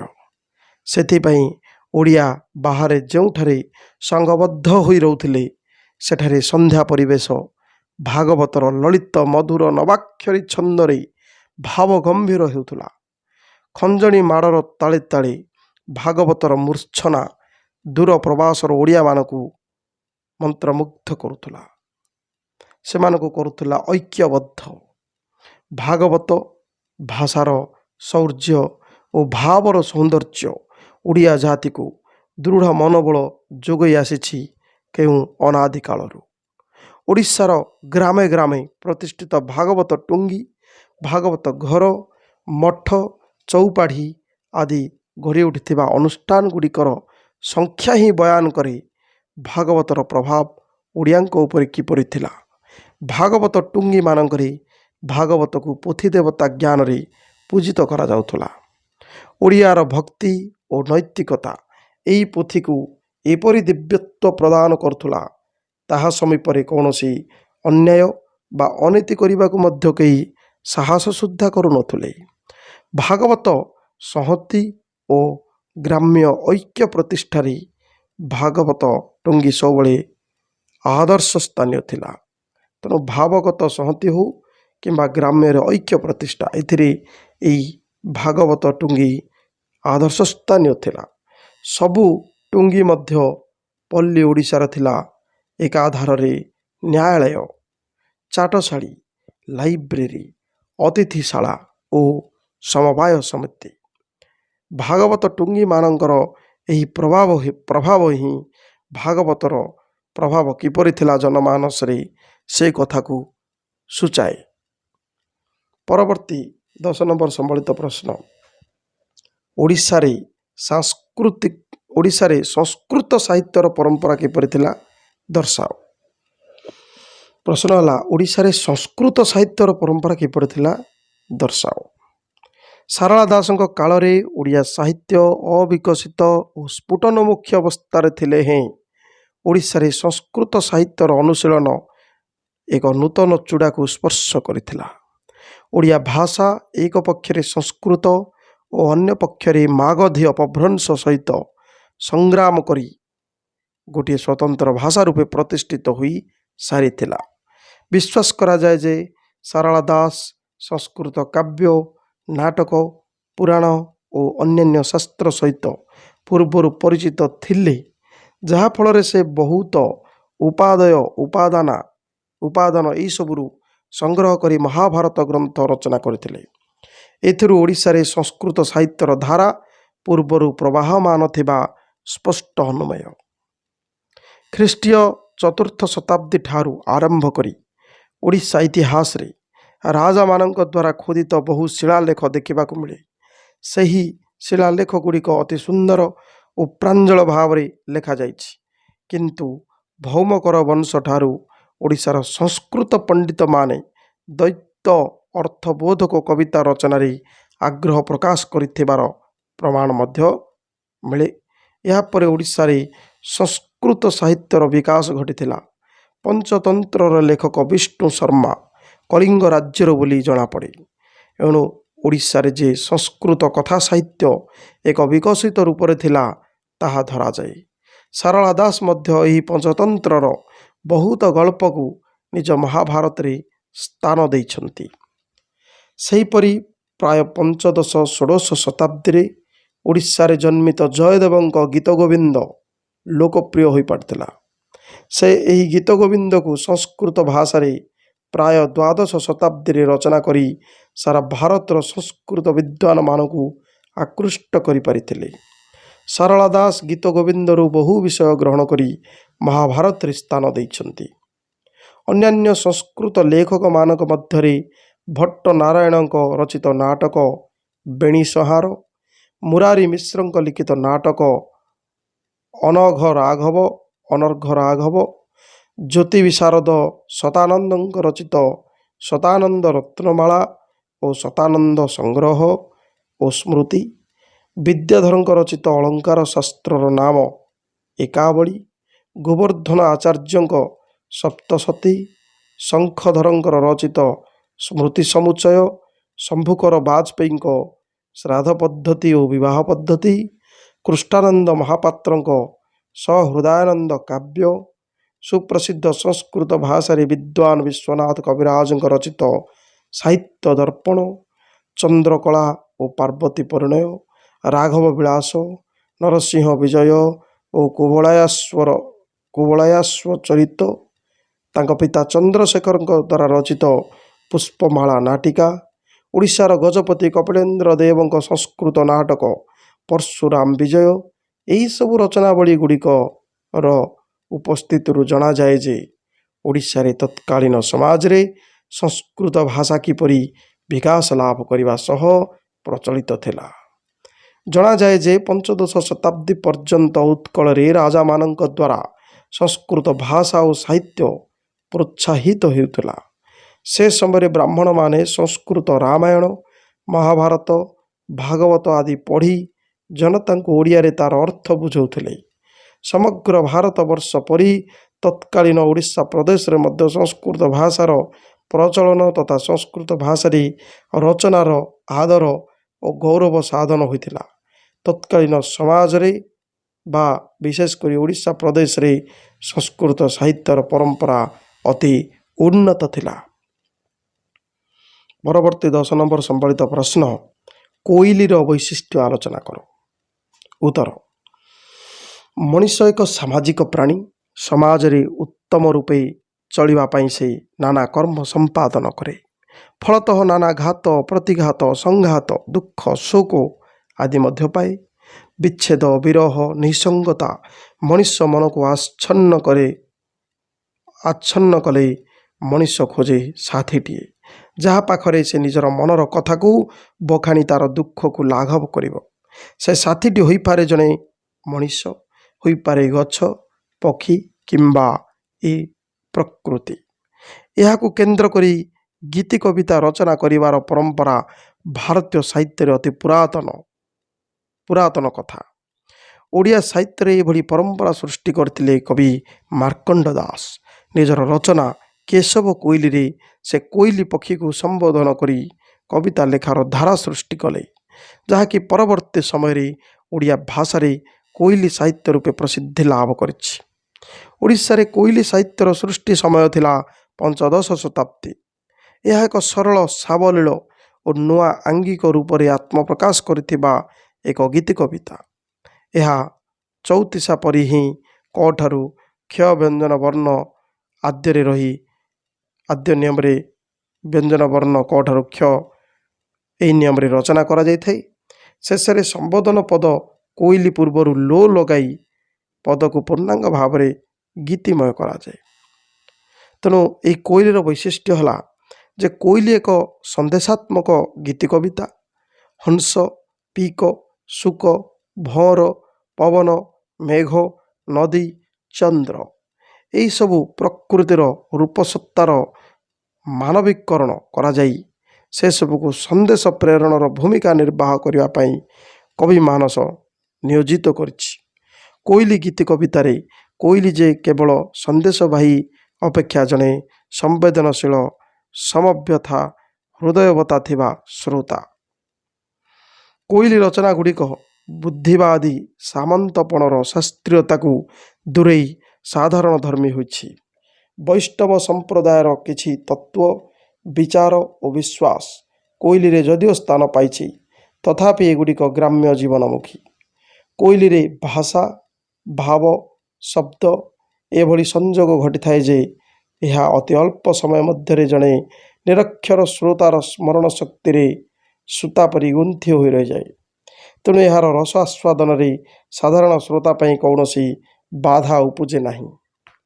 ଗଠନ ଦୃଷ୍ଟିରୁ କୋଇଲିର ରଚନା ଚଉତିଶା ଭଳି, ମାତ୍ର ବାରମାସୀ କୋଇଲି ଓ ଫକୀର ମହାନ୍ତିଙ୍କ ମନ୍ଦ କୋଇଲିରେ ବ୍ୟତିକ୍ରମ ଦେଖାଯାଏ। ଆରେ ବାବୁ ଚାପଧାରୀ, କେଦଣ୍ଡ ହେଲା ତୋହରି, କାନ୍ଦି କୌଶଲ୍ୟା ବୋଲନ୍ତି କୈକେୟୀ, ଅରଜିବ କେଉଁ ସିରିଲୋ, କୋଇଲି ଶୁଣଲୋ। ଶଙ୍କର ଦାସଙ୍କ ବାରମାସୀ କୋଇଲି। ମାର୍କଣ୍ଡ ଦାସଙ୍କ କେଶବ କୋଇଲି ଠାରୁ ଓଡ଼ିଆ ସାହିତ୍ୟରେ କୋଇଲି ଗୀତ କବିତାର ରଚନା ପର୍ବ ଆରମ୍ଭ ହୋଇଥିଲା। କୋଇଲିରେ ବାତ୍ସଲ୍ୟ, କରୁଣ ଏବଂ ଶୃଙ୍ଗାର ରସର ଭାବ ଅଧିକ ଦେଖିବାକୁ ମିଳେ। କେଶବ କୋଇଲିର ସାବଲୀଳତା ଓଡ଼ିଆର ପ୍ରତିଟି ପ୍ରାଣକୁ ଆଚ୍ଛନ୍ନ କରି ରଖିଥିଲା। ଏହାର ଲୋକପ୍ରିୟତା ଦେଖି ଜଗନ୍ନାଥ ଦାସ ଅର୍ଥ କୋଇଲି ରଚନା କରିଥିଲେ। ସେହିପରି କୋଇଲି ସାହିତ୍ୟ ମଧ୍ୟରେ ବଳରାମ ଦାସଙ୍କ କାନ୍ତ କୋଇଲି ଆଗ ଧାଡ଼ିର ଆସନ ଅଧିକାର କରେ। ଅନ୍ୟମାନଙ୍କ ମଧ୍ୟରେ ସଦାନନ୍ଦ ବ୍ରହ୍ମାଙ୍କ କମଳମୁଖ କୋଇଲି, ଅନନ୍ତ ଚରଲ ବାବାଙ୍କ ରଚିତ ଅଲେଖ କୋଇଲି, ମଧୁସୂଦନ ସ୍ୱାଇଁଙ୍କ ମନବୋଧ କୋଇଲି, ବେଣୁଧରଙ୍କ ସୁନାପୁଅ କୋଇଲି, ଦ୍ୱିଜ ବଂଶୀଧରଙ୍କ ତ୍ରିକାଳ କୋଇଲି, ବାସୀ ସବନ୍ତିଆଙ୍କ ବନବାସୀ କୋଇଲି, ଜଗତେଶ୍ୱର ଭଞ୍ଜଙ୍କ ମନ୍ଦୋଦରୀ କୋଇଲି, ଦ୍ୱିଜ ଜଗନ୍ନାଥଙ୍କ ବାଇମନ କୋଇଲି ଏବଂ ଜଗନ୍ନାଥ ଦ୍ୱିଜଙ୍କର ଯୁଗଧର୍ମ କୋଇଲି ଇତ୍ୟାଦି ଓଡ଼ିଆ ସାହିତ୍ୟରେ ରଚିତ କୋଇଲି ଗୀତି କବିତା ଅଟେ। ଏହିସବୁ ରଚନା କୋଇଲି ଗୀତି କବିତାକୁ ଅଧିକ ରୁଦ୍ଧିମନ୍ତ କରିଥିଲା। ଶୈଳୀଗତ ଦୃଷ୍ଟିରୁ କୋଇଲିକୁ ସରଳ, ଆଳଙ୍କାରିକ, ଆବେଗିକ, ତାତ୍ତ୍ୱିକ ଇତ୍ୟାଦି ଭାବରେ ମଧ୍ୟ ବିଭାଗୀକରଣ କରାଯାଇପାରେ। କୋଇଲି କବିତାରେ ସାମାଜିକ ଜୀବନର ପ୍ରଚ୍ଛଦ ପ୍ରତିଛବି, ନିପୁଣ ପ୍ରକୃତି ଚିତ୍ରଣ, ସରଳ ଓ ସ୍ୱାଭାବିକ ବର୍ଣ୍ଣନା ଶୈଳୀ ସର୍ବଦା ଦୃଷ୍ଟିଗୋଚର ହୋଇଥାଏ, ଯାହା ସରଳ ଶ୍ରୋତା ଓ ପାଠକମାନଙ୍କୁ ବେଶ୍ ଆକୃଷ୍ଟ କରେ। ଅଳ୍ପ କେତେକ କବିତାରେ ଆଧ୍ୟାତ୍ମିକତା ତତ୍ତ୍ୱର ବ୍ୟାଖ୍ୟାନ କୋଇଲି ସାହିତ୍ୟକୁ ସମୃଦ୍ଧ କରିଛି। କୋଇଲିର ସଙ୍ଗୀତମୟତା ତାହାକୁ ପ୍ରାଚୀନ ଗୀତି କବିତାର ଆସନ ଦେଇଛି। ଉଦାହରଣ: କୋଇଲି କାନ୍ତ ମୋର ଗଲେ ମୃଗ ମାରି, କପଟେ ରାବଣ ମୋତେ ନେଇଅଛି ଧରିଲୋ କୋଇଲି। କୋଇଲି ଖଳ ବୋଲି ଜାଣି ନ ପାରିଲି, ଖଳ ଯେ କନକ ମୃଗ ଦେଖି ଲୋଭ କଲିଲୋ କୋଇଲି। ଏଇଟା ହେଉଛି କାନ୍ତ କବି କାନ୍ତ କୋଇଲି ବଳରାମ ଦାସଙ୍କ ରଚିତ। ତେଣୁ ଏଭଳି ଭାବରେ ସବିଶେଷ ତଥ୍ୟ ଥିଲା କୋଇଲି ସମ୍ବନ୍ଧରେ। ପରବର୍ତ୍ତୀ ପ୍ରଶ୍ନ 10 ନମ୍ବର ସମ୍ବଳିତ ଯେ ଲକ୍ଷ୍ମୀ ପୁରାଣରେ ନାରୀ ସ୍ୱାଧୀନତାକୁ କିପରି ପ୍ରାଧାନ୍ୟ ଦିଆଯାଇଛି ଦର୍ଶାଅ। ଲକ୍ଷ୍ମୀ ପୁରାଣରେ ନାରୀ ସ୍ୱାଧୀନତାକୁ କିପରି ପ୍ରାଧାନ୍ୟ ଦିଆଯାଇଛି ଦର୍ଶାଅ। ଉତ୍ତର ଓଡ଼ିଆ ସାହିତ୍ୟରେ କବି ବଳରାମ ଦାସଙ୍କ ରଚିତ ଲକ୍ଷ୍ମୀ ପୁରାଣ ଏକ ଅନବଦ୍ୟ ସାରସ୍ୱତ କୃତି। ଏହା ଓଡ଼ିଶାର ଘରେ ଘରେ ପରିଚିତ ତଥା ପୂଜିତ ଏକ କ୍ଷୁଦ୍ର ପୁସ୍ତିକା, ଯେଉଁଥିରେ କି ସଂସ୍କାରବାଦୀ ସନ୍ଥ କବି ବଳରାମ ଦାସ ତତ୍କାଳୀନ ସମାଜରେ ନାରୀର ସ୍ୱାଧୀନତା ଓ ସମ୍ମାନ ପାଇଁ ଆରମ୍ଭ କରିଥିଲେ ଏକ ଯୁଗୋପଯୋଗୀ ଆନ୍ଦୋଳନ। ଏଥିରେ ପାରମ୍ପରିକ ରକ୍ଷଣଶୀଳ ସମାଜ ବ୍ୟବସ୍ଥାକୁ ପ୍ରୋତ୍ସାହିତ କରୁଥିବା ଜଗନ୍ନାଥ ମନ୍ଦିର ଏବଂ ସେଥିରେ ଉପାସ୍ୟ ଦେବତା ଶ୍ରୀ ଜଗନ୍ନାଥ ଶ୍ରୀ ବଳଦେବଙ୍କୁ କବି ସାଧାରଣ ଚରିତ୍ର ଭୂମିକାକୁ ଓହ୍ଲାଇ ଆଣି ଶେଷରେ ତାଙ୍କରି ମୁଖରେ ଯେଉଁ ସମାଜ ସଂସ୍କାରର ବାର୍ତ୍ତାକୁ ପ୍ରଦାନ କରିଛନ୍ତି, ତାହା ବାସ୍ତବରେ ଯୁଗୋପଯୋଗୀ ଓ ଶିକ୍ଷଣୀୟ ହୋଇଛି। କବି ବଳରାମ ଦାସଙ୍କ ସମୟରେ ସମାଜରେ ଜାତି ପ୍ରଥା ଅତି କଠୋର ଥିଲା। ନାରୀର ସମାଜରେ ମୋଟେ ସ୍ୱାଧୀନତା ନଥିଲା। ନାରୀ ଥିଲା ଏକ ପଣ୍ୟ ଦ୍ରବ୍ୟ, ଏକ ସମ୍ପତ୍ତି। ବୈଦିକ ସଭ୍ୟତାର ଅର୍ଦ୍ଧାଙ୍ଗିନୀକୁ ପରବର୍ତ୍ତୀ କାଳର ସମାଜ ବ୍ୟବସ୍ଥା ଏପରି ପର୍ଯ୍ୟୁଷିତ ଭୂମିକା ପ୍ରଦାନ କରିବା କବି ବଳରାମଙ୍କ ଲାଗି ଅସହ୍ୟ ହୋଇପଡ଼ିଥିଲା। ସେ ତେଣୁ ନାରୀ ନିର୍ଯାତନା ଓ ଜାତି ପ୍ରଥା ବିରୁଦ୍ଧରେ ସ୍ୱର ଉତ୍ତୋଳନ କରିଥିଲେ। ବିଶେଷ କରି ସମାଜରେ ବ୍ରାହ୍ମଣ୍ୟବାଦର ଏକାଧିପତ୍ୟ ତାଙ୍କ ପାଇଁ ଥିଲା ଖୁବ୍ ଅସହ୍ୟ। ତେଣୁ ଆପଣାର ଦୃଢ଼ ଇଚ୍ଛାଶକ୍ତି ବଳରେ ସମାଜ ବ୍ୟବସ୍ଥାର ନିଜର ଇଚ୍ଛାଶକ୍ତି ବଳରେ ସମାଜ ସଂସ୍କାରର ଏହି ଦୁଇ କଳଙ୍କିତ ପ୍ରଥା ବିରୁଦ୍ଧରେ ସେ ସ୍ୱର ଉତ୍ତୋଳନ କରିଥିଲେ। ନିଜର ସାର୍ଥକ ସାରସ୍ୱତ କୃତି ଲକ୍ଷ୍ମୀ ପୁରାଣ ମାଧ୍ୟମରେ ସେ ଏହାର ସ୍ୱର ଉତ୍ତୋଳନ କରିଥିଲେ। ଯଦିଓ ବିଂଶ ଶତାବ୍ଦୀରେ ନାରୀ ସ୍ୱାଧୀନତା ନିମିତ୍ତ ନାନା ଆନ୍ଦୋଳନ ଦାନା ବାନ୍ଧିଥିଲା, କିନ୍ତୁ ଏହାର ଯଥେଷ୍ଟ ପୂର୍ବରୁ ଷୋଡ଼ଶ ଶତାବ୍ଦୀରେ କବି ବଳରାମ ଦାସ ତାହା ନିଜ ରଚିତ ଲକ୍ଷ୍ମୀ ପୁରାଣ ମାଧ୍ୟମରେ ଆରମ୍ଭ କରିସାରିଥିଲେ। ସେ ପୁରାଣ ଓ ପରମ୍ପରା ବିଶ୍ୱାସୀ ଏକ ପାରମ୍ପରିକ ସମାଜର ମଣିଷମାନଙ୍କୁ ସଂସ୍କାର ସଚେତନ କରିବା ପାଇଁ ଆପଣାର ଚିନ୍ତନକୁ ଅତି ସହଜରେ ପହଞ୍ଚାଇଥିଲେ ନିଜର ଏହି କ୍ଷୁଦ୍ର ରଚନା ମାଧ୍ୟମରେ। ଦେବ ଚରିତ୍ର ମାଧ୍ୟମରେ କବି ସାଧାରଣ ମଣିଷର କଥା କହି ଅନେକାଂଶରେ ସଫଳ ହୋଇପାରିଥିଲେ। ବର୍ତ୍ତମାନ ଆଲୋଚନା କରିବା ଲକ୍ଷ୍ମୀ ପୁରାଣରେ ନାରୀ ସ୍ୱାଧୀନତା। ଭାରତବର୍ଷରେ ପୁରୁଷ କର୍ତ୍ତୃକ ନାରୀ ନିର୍ଯାତନାର ପ୍ରଥମ ସାହିତ୍ୟିକ ପ୍ରତିବାଦ ହେଉଛି ଲକ୍ଷ୍ମୀ ପୁରାଣ।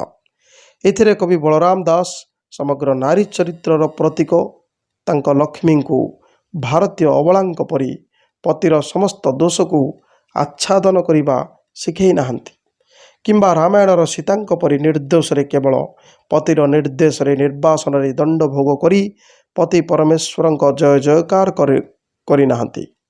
ଏଠାରେ କବି ବଳରାମ ଦାସଙ୍କ ଲକ୍ଷ୍ମୀ ଜଣେ ସ୍ୱାଧୀନ ଚେତା ନାରୀର କର୍ତ୍ତବ୍ୟ ସମ୍ପାଦନ କରି ସ୍ୱାମୀଙ୍କର ନିଷ୍ଠୁରତା ସହ୍ୟ ନ କରି ତାର ପ୍ରତିବାଦ କରିଛନ୍ତି। ଯଦିଓ ସ୍ୱାମୀଙ୍କ ପ୍ରତି ପ୍ରଗାଢ଼ ଶ୍ରଦ୍ଧା ଓ ଭକ୍ତି ରହିଥିଲେ ମଧ୍ୟ ସେ ସ୍ତ୍ରୀର ଅଧିକାର ବିଷୟରେ ସଚେତନ କରାଇବା ଲାଗି ତଥା ସମଗ୍ର ନାରୀ ଜାତିର ସୁରକ୍ଷା କାରଣ ହେତୁରୁ ତାଙ୍କ ପ୍ରତି ହୋଇଥିବା ଅନ୍ୟାୟର ଦୃଢ଼ ପ୍ରତିବାଦ କରିଛନ୍ତି। ଫଳସ୍ୱରୂପ ତାଙ୍କ ପତି ଓ ଦେଢ଼ଶୁର ସମୟକ୍ରମେ ନିଜର ଭୁଲକୁ ବୁଝିପାରିଛନ୍ତି ଓ ତାଙ୍କୁ ନ୍ୟାୟ ମିଳିବା ସହ ସମଗ୍ର ନାରୀ ଜାତିର ସମ୍ମାନ ଅକ୍ଷୁଣ୍ଣ ରହିଛି। ଲକ୍ଷ୍ମୀ ପୁରାଣ ଆଲୋଚନା ପ୍ରସଙ୍ଗରେ ଆମ ମନକୁ ଆସେ ବଳରାମ ଦାସ ପ୍ରକୃତରେ କ'ଣ ଚାହୁଁଥିଲେ, ନାରୀ ସ୍ୱାଧୀନତା ନା ନାରୀ ସ୍ୱାତନ୍ତ୍ର୍ୟ? ବଳରାମ ନିଜେ ଗୃହସ୍ଥ ନଥିଲେ, କିନ୍ତୁ ଗୃହସ୍ଥୀମାନଙ୍କର ଦୁଃଖ ସେ ଦେଖୁଥିଲେ। ସେ ଉଚ୍ଚ ସାମନ୍ତ ତଥା ବ୍ରାହ୍ମଣମାନଙ୍କର ପରିବାରରେ ନାରୀର ଭୂମିକାକୁ ସ୍ପଷ୍ଟ ଉପଲବ୍ଧ କରିଥିଲେ। ସେ ଚାହୁଁଥିଲେ ନାରୀ ତାର ନ୍ୟାଯ୍ୟ ଅଧିକାର ପାଉ। ଯାହା ଯୋଗୁଁ ବ୍ୟକ୍ତି ଓ ସମାଜର ସକଳ ଉନ୍ନତି ସାଧିତ ହେଉଛି, ସେ ଅହଙ୍କାରୀ ପୁରୁଷ ଇଚ୍ଛାର ଦାସୀ ନ ହେଉ। ପୁରୁଷ ଚାହିଁଲେ ସେ ରହିବ, ନ ଚାହିଁଲେ ଯେଣେ ଚେଷ୍ଟା ତେଣେ ଯିବ। ଏହା କବି ବଳରାମ ଦାସ ସହିପାରୁନଥିଲେ।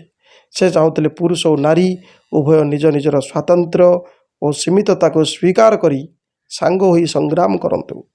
ବିଶାଳ ମାନବ ସଭ୍ୟତାର ବିକାଶ ସାଧନରେ ଉଭୟେ ସହଯୋଗ କରନ୍ତୁ। ପୁରୁଷ ସଂଗ୍ରାମ କରୁ, ସାଧନ କରୁ, ଅର୍ଥ ଉପାର୍ଜନ କରୁ। କିନ୍ତୁ ସେହି ସଂକଳ୍ପର ସୁବିନିଯୋଗ ଲକ୍ଷ୍ମୀମାନଙ୍କର ହାତରେ ହେଉ। ଶ୍ରଦ୍ଧା, ସମ୍ମାନ ଓ ସାହଚର୍ଯ୍ୟରୁ ଏକ ଉନ୍ନତ ତଥା ଉଚ୍ଚକୋଟୀର ସମାଜ ପ୍ରତିଷ୍ଠା ହେଉ। କାଳ କାଳ ଧରି ମନସ୍ତାତ୍ତ୍ୱିକ ଭାବରେ ତାଠାରେ ରହିଥିବା ପୁରୁଷ ନିର୍ଭରଶୀଳତା ଲୋପ ପାଉ। ନାରୀ ସ୍ୱାଧୀନଚେତା ହୋଇ ନିଜର କର୍ତ୍ତବ୍ୟ ସମ୍ପାଦନ କରୁ। ଏଥିପାଇଁ ଲକ୍ଷ୍ମୀ ପୁରାଣର ପ୍ରାରମ୍ଭିକ ପର୍ଯ୍ୟାୟରେ ଲକ୍ଷ୍ମୀ ପବିତ୍ର ଗୁରୁବାର ଦିନ ବଡ଼ି ଭୋରରୁ ନଗର ପରିକ୍ରମା କଲାବେଳେ ଯେଉଁ ସବୁ ଅସଙ୍ଗତି ପରିଲକ୍ଷିତ କରିଛନ୍ତି ତାହାକୁ ନିଜେ ବୁଢ଼ୀ ବ୍ରାହ୍ମଣୀ ବେଶରେ ସାଧବାଣୀକୁ ବୁଝାଇ ଜଣେ ପ୍ରକୃତ ନାରୀର କର୍ତ୍ତବ୍ୟ ସମ୍ପାଦନ ପାଇଁ ଉତ୍ସାହିତ କରିଛନ୍ତି। ସ୍ୱାଧୀନତା ସହ କର୍ତ୍ତବ୍ୟ ପାଳିଲେ ହିଁ ନାରୀ ଜନ୍ମ ସାର୍ଥକ ହେବାର ବାର୍ତ୍ତା ଏଠାରେ ରହିଛି। ସେହିପରି ଶ୍ରୀୟା ଚଣ୍ଡାଳୁନୀର ବ୍ୟାଖ୍ୟା କରି କବି ପରିଷ୍କାର ପରିଚ୍ଛନ୍ନତା ପ୍ରତି ଯଥେଷ୍ଟ ଧ୍ୟାନ ଆକର୍ଷଣ କରାଇଛନ୍ତି। ଯେଉଁଠି ପରିବେଶ ସୁନ୍ଦର, ସଫା ଓ ଚିତ୍ର ବିଚିତ୍ର ହୋଇ ସୌନ୍ଦର୍ଯ୍ୟପୂର୍ଣ୍ଣ, ସେଠାରେ ମା ମହାଲକ୍ଷ୍ମୀ ସ୍ୱୟଂ ବିଜେ କରିଥାନ୍ତି ଓ ସେ ବ୍ୟକ୍ତି ସୁଖ, ସମ୍ପଦ, ଐଶ୍ୱର୍ଯ୍ୟ ପ୍ରାପ୍ତି ହୁଏ ବୋଲି କବି ବର୍ଣ୍ଣନା କରି ସମାଜରେ ସୁଧାର ଆଣିବା ପାଇଁ ଚେଷ୍ଟା କରିଛନ୍ତି। କବି ବଳରାମ ଦାସଙ୍କ ନାରୀ ଚରିତ୍ର ଲକ୍ଷ୍ମୀ ନିଜର କର୍ତ୍ତବ୍ୟ ସମ୍ପାଦନ ସହ ନଗର ଭ୍ରମଣରେ ଯିବାର ଅନୁମତି ନେଇ ଗମନ କରିବା, ଜଣେ ନାରୀ କିପରି ଢଙ୍ଗରେ ନିଜ ଅଧିକାରକୁ ହାସଲ କରିବା କଥା ସେ ବିଷୟରେ ମଧ୍ୟ ଜଣାଇଛନ୍ତି। ସ୍ୱାମୀ ସ୍ତ୍ରୀଙ୍କ କଳହ ପରେ ସେ ନିଜେ ପିତା ଘରକୁ ନ ଯାଇ ସ୍ୱାଧୀନ ରୂପେ ରାଜଉଆସ ତୋଳେଇ ରହିଛନ୍ତି ଓ ସ୍ୱାମୀ ଦେଢ଼ଶୁରଙ୍କୁ ନିଜର ତ୍ରୁଟି ସଂଶୋଧନ ନିମିତ୍ତ ପ୍ରୟାସ କରିଛନ୍ତି। କିନ୍ତୁ ଶେଷରେ ସେମାନଙ୍କ ଦୁଃଖ ଦୁର୍ଦ୍ଦଶା ଆଉ ସହ୍ୟ ନ କରିପାରି ସେମାନଙ୍କୁ ଭୋଜନ କରାଇଛନ୍ତି। ଏଥିରୁ ତାଙ୍କ ନାରୀ ଚରିତ୍ର ଯେ ସର୍ବଂସହା ଓ ଅନ୍ୟର ଦୁଃଖରେ ସମଦୁଃଖୀ ବୋଲି ପ୍ରମାଣ ମିଳୁଛି। ସନ୍ଥ କବି ବଳରାମ ଦାସ ଯେ କେବଳ ନାରୀକୁ ଜାଗ୍ରତ ହୋଇ ଆପଣାର ଶକ୍ତିର ପରିଚୟ ଦେବା କଥା ଏଠାରେ କହିନାହାନ୍ତି, ବରଂ ଜଣେ ଆଦର୍ଶ ନାରୀର କର୍ତ୍ତବ୍ୟ କରି ସ୍ୱାଧୀନଚେତା ହେବାକୁ ପ୍ରେରଣା ଦେଇଛନ୍ତି। ଏହିଭଳି ଭାବରେ ଥିଲା ଗ ବିଭାଗର 10 ନମ୍ବର ସମ୍ବଳିତ ପ୍ରଶ୍ନ। ବର୍ତ୍ତମାନ ଶେଷ ବିଭାଗ ଘ ବିଭାଗରେ ଆପଣଙ୍କର ଆସିବ 15 ନମ୍ବର ସମ୍ବଳିତ ଦୀର୍ଘ ଉତ୍ତରମୂଳକ ପ୍ରଶ୍ନ ଏବଂ ତା'ର ଉତ୍ତର ଲେଖିବାକୁ ପଡ଼ିବ। ତେଣୁ ସେହି କ୍ରମରେ ଆମେ ଆଲୋଚନା କରିବା କିଛି ପ୍ରଶ୍ନ ଏବଂ ତା'ର ଉତ୍ତର। ଯେପରି ପ୍ରଥମ ପ୍ରଶ୍ନ 15 ନମ୍ବର ସମ୍ବଳିତ ପ୍ରଶ୍ନ, ଚଉତିଶାର ପ୍ରକାର ଭେଦ ଦର୍ଶାଇ ଏଗୁଡ଼ିକର ବୈଶିଷ୍ଟ୍ୟ ଆଲୋଚନା କର। ଚଉତିଶାର ପ୍ରକାର ଭେଦ ଦର୍ଶାଇ ଏଗୁଡ଼ିକର ବୈଶିଷ୍ଟ୍ୟ ଆଲୋଚନା କର। ଉତ୍ତର, ସାହିତ୍ୟ ହେଉଛି ସମାଜର ଦର୍ପଣ। ସମାଜର ବିଭିନ୍ନ ଘଟଣାବଳୀ ହିଁ ପୁରାଣ, କିମ୍ବଦନ୍ତୀ, ଲୋକକଥା, ଗଳ୍ପ, ଏକାଙ୍କିକା, ଗଦ୍ୟ ଓ ପଦ୍ୟ ଆଦି ଆକାରରେ ସାହିତ୍ୟରେ ଆତ୍ମପ୍ରକାଶ କରେ। କେଉଁ ପ୍ରାଚୀନ କାଳରୁ ଓଡ଼ିଆ ଜନଜୀବନ ସହ ପୁରାଣ, କିମ୍ବଦନ୍ତୀ ଓ ଲୋକକଥାମାନ ସବୁ ଯୋଡ଼ି ହୋଇ ରହିଛି ଏବଂ ତା ସହିତ ତାହାର ଐତିହାସିକ ସମୟ ନିର୍ଣ୍ଣୟ କରିବା ମଧ୍ୟ କଷ୍ଟକର ବ୍ୟାପାର। ତେଣୁ କେଉଁ ପ୍ରାଚୀନ କାଳରୁ ଓଡ଼ିଆ ଜନଜୀବନ ସହ ପୁରାଣ, କିମ୍ବଦନ୍ତୀ ଓ ଲୋକକଥାମାନ ଯୋଡ଼ି ହୋଇ ରହିଛି, ତାହାର ଐତିହାସିକ ସମୟ ନିର୍ଣ୍ଣୟ କରିବା କଷ୍ଟକର ବ୍ୟାପାର। ଏକଦା ଏସବୁ କିନ୍ତୁ ଥିଲା ମନୋରଞ୍ଜନର ଏକମାତ୍ର ମାଧ୍ୟମ। ଲୋକେ ଏସବୁ ଶୁଣି ଗଦଗଦ ଚିତ୍ତରେ ଭାବ ବିହ୍ୱଳ ହୋଇ ଉଠୁଥିଲେ। ବକ୍ତା ଜଣଙ୍କୁ ସମସ୍ତେ ଜ୍ଞାନୀ ଓ ଗୁଣୀ ଜନ ବୋଲି ମନେକରି ସମ୍ମାନ ପ୍ରଦର୍ଶନ କରୁଥିଲେ। ବକ୍ତାମାନେ ମଧ୍ୟ ନିଜର ବିଚକ୍ଷଣତା ତଥା କାଳ୍ପନିକ ପଟୁତାକୁ ବ୍ୟବହାର କରି ବିଭିନ୍ନ ପୌରାଣିକ ଓ ଧୀରେ ଧୀରେ କାଳ୍ପନିକ ଚରିତ୍ରର ମନୋଜ୍ଞ ଓ ଜୀବନ୍ତ ଚିତ୍ରଣ କରୁଥିଲେ। କାଳକ୍ରମରେ ଲିଖିତ ସାହିତ୍ୟରେ ମଧ୍ୟ ଏହି ଧାରା ପ୍ରବେଶ କରିଥିଲା। ପାଠକ ଓ ଶ୍ରୋତାଙ୍କ ମନକୁ ଅଧିକ ରୋମାଞ୍ଚିତ କରିବା ପାଇଁ, ଶ୍ରୋତାଙ୍କୁ ଆହ୍ଲାଦିତ କରିବା ପାଇଁ ଧୀରେ ଧୀରେ କବି, ଲେଖକ, ବକ୍ତାଗଣ ଅଭିନବ ଶୈଳୀ ସହ ଅଭିନବ କୌଶଳ ଅବଲମ୍ବନ କରି ବିଷୟବସ୍ତୁ ଓ ଚରିତ୍ରମାନଙ୍କୁ ଚିତ୍ରଣ କରି ସରଳ ଭାବେ ରସପୂର୍ଣ୍ଣ ଉପସ୍ଥାପନାରେ ମନୋନିବେଶ କଲେ। ଫଳତଃ ଓଡ଼ିଆ ସାହିତ୍ୟରେ ମଧ୍ୟ ନୂଆ ଆଙ୍ଗିକ ଧାରାର ବିକାଶ ସାଧନ ହେଲା। ଏହାର ଫଳସ୍ୱରୂପ ଯଥାକ୍ରମେ ଚଉତିଶା ଲିଖନ ଶୈଳୀ ବିକଶିତ ହେଲା। ମହାଭାରତ, ରାମାୟଣ, ଭାଗବତ ଏବଂ ସର୍ବୋପରି କାବ୍ୟିକ ଧାରା ସହ ତାଳ ଦେଇ ଚଉତିଶା ସାହିତ୍ୟ ଓଡ଼ିଆ ସାହିତ୍ୟ ଜଗତରେ ନିଜର ସ୍ୱତନ୍ତ୍ର ପରିଚୟ ସୃଷ୍ଟି କରିପାରିଥିଲା। କ ଠାରୁ କ୍ଷ ପର୍ଯ୍ୟନ୍ତ 34ଟି ବ୍ୟଞ୍ଜନ ବର୍ଣ୍ଣର ଆଦ୍ୟ ପ୍ରୟୋଗରେ ସରଳ ଭାବରେ ରଚିତ ଏହି ଚଉତିଶା ସାହିତ୍ୟ କମ୍ ସମୟରେ ଅଧିକ ଲୋକପ୍ରିୟ ହୋଇପାରିଥିଲା। ପ୍ରାକ୍ ସାରଳା ସମୟରୁ ଚଉତିଶା ସାହିତ୍ୟର ସୃଷ୍ଟି। ସମୟ ସହ ଏଥିରେ ବହୁ ପରୀକ୍ଷା ନିରୀକ୍ଷା ହୋଇ ଏହାର ପରିସୀମା ବ୍ୟାପ୍ତ ହୋଇଛି। ପ୍ରାଚୀନ ଓଡ଼ିଆ ଗୀତି କବିତାରେ ଚଉତିଶାର ସ୍ଥାନ ସ୍ୱତନ୍ତ୍ର। କ ଠାରୁ କ୍ଷ 34ଟି ବ୍ୟଞ୍ଜନ ବର୍ଣ୍ଣକୁ କ୍ରମାନ୍ୱୟରେ ପଦର ପ୍ରତ୍ୟେକ ଚରଣର ଆଦ୍ୟରେ ବ୍ୟବହାର କରି ଯେଉଁ ରଚନା ରଚିତ ହୁଏ ତାହାକୁ ଚଉତିଶା କୁହାଯାଏ। ଓଡ଼ିଆ ସାହିତ୍ୟରେ କଳସା ଚଉତିଶାକୁ ସର୍ବପ୍ରାଚୀନ ଚଉତିଶା ବୋଲି ଧରାଯାଏ। କିନ୍ତୁ ଏହି ରଚନାର ସମୟ ନିର୍ଣ୍ଣୟକୁ ନେଇ ବିଭିନ୍ନ ମତ ଦେଖିବାକୁ ମିଳେ। ଅଧ୍ୟାପକ ଆର୍ତ୍ତବଲ୍ଲଭ ମହାନ୍ତି ଏହାକୁ ସାରଳାଙ୍କ ପୂର୍ବବର୍ତ୍ତୀ କହୁଥିଲା ବେଳେ କୁଞ୍ଜ ବିହାରୀ ତ୍ରିପାଠୀ ଏହି ଚଉତିଶାକୁ ସାରଳାଙ୍କ ସମସାମୟିକ କିମ୍ବା ପରବର୍ତ୍ତୀ ସାହିତ୍ୟ ବୋଲି ମତ ଦେଇଛନ୍ତି।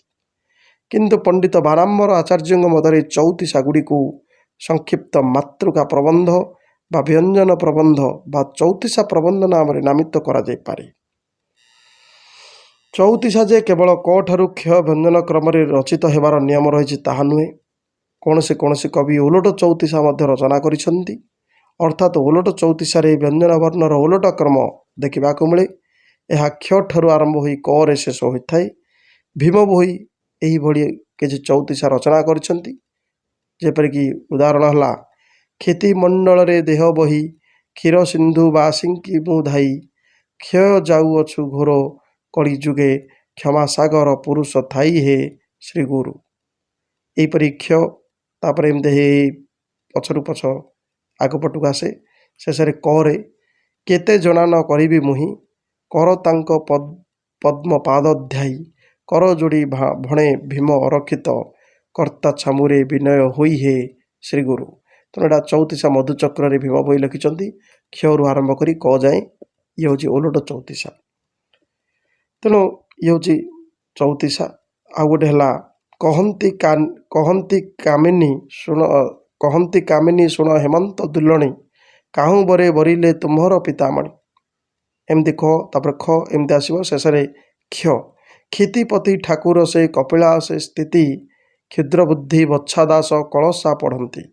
ଏଟା କଳସା ଚଉତିଶାରେ ବଚ୍ଛା ଦାସ ରଚନା କରିଛନ୍ତି। ତେଣୁ ଏଭଳି ଚଉତିଶାର ରଚନା ରହିଛି। ବର୍ତ୍ତମାନ ଆଲୋଚନା କରିବା ଚଉତିଶାର ବୈଶିଷ୍ଟ୍ୟ।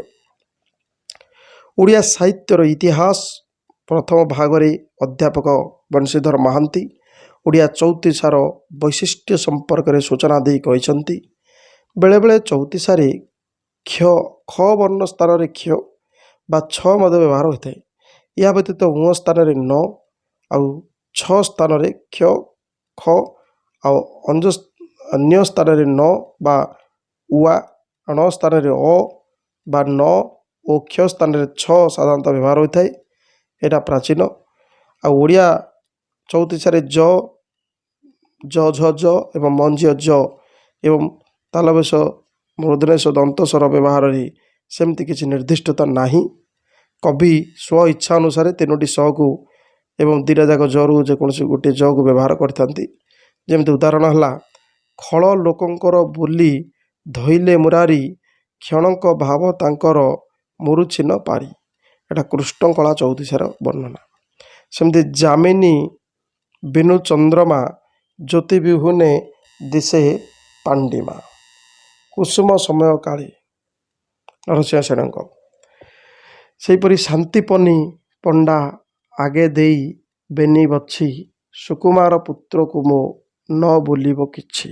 ଶ୍ରୀ ବୋଲି ଚଉତିଶା କହ୍ନାଇ ଲେଖିଛନ୍ତି। ଏଟାକୁ ଣ ସ୍ଥାନରେ ଅ ବା ଆ ଲାଗେ। ଯେମିତିକି ଅରୁଣ ତେଜ ରାମ ଅନନ୍ତ ମୂର୍ତ୍ତି ଅଇରି ବଳ ସିଂହ ବିକ୍ରମ ଗତି ଯେ ଆଣିଲୁ ଭଲା ମୋତେ ନଇଲେ ରାମ ଆସି ଦେଖନ୍ତୁ ନିକିଏ ଲଙ୍କା ଗ୍ରାମ ଯେ।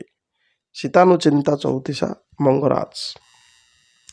ଣ ସ୍ଥାନରେ ଅ କିମ୍ବା ଏ ହୁଏ। ଯେମିତି ଅଙ୍ଗେ ଅନୁଭବ କରିଥିଲେ ରାଜା ବଳି ଏତେକ ବିଯୋଗୀ ଅଙ୍ଗ ଦିଅଇ ସେ ଜାଳି।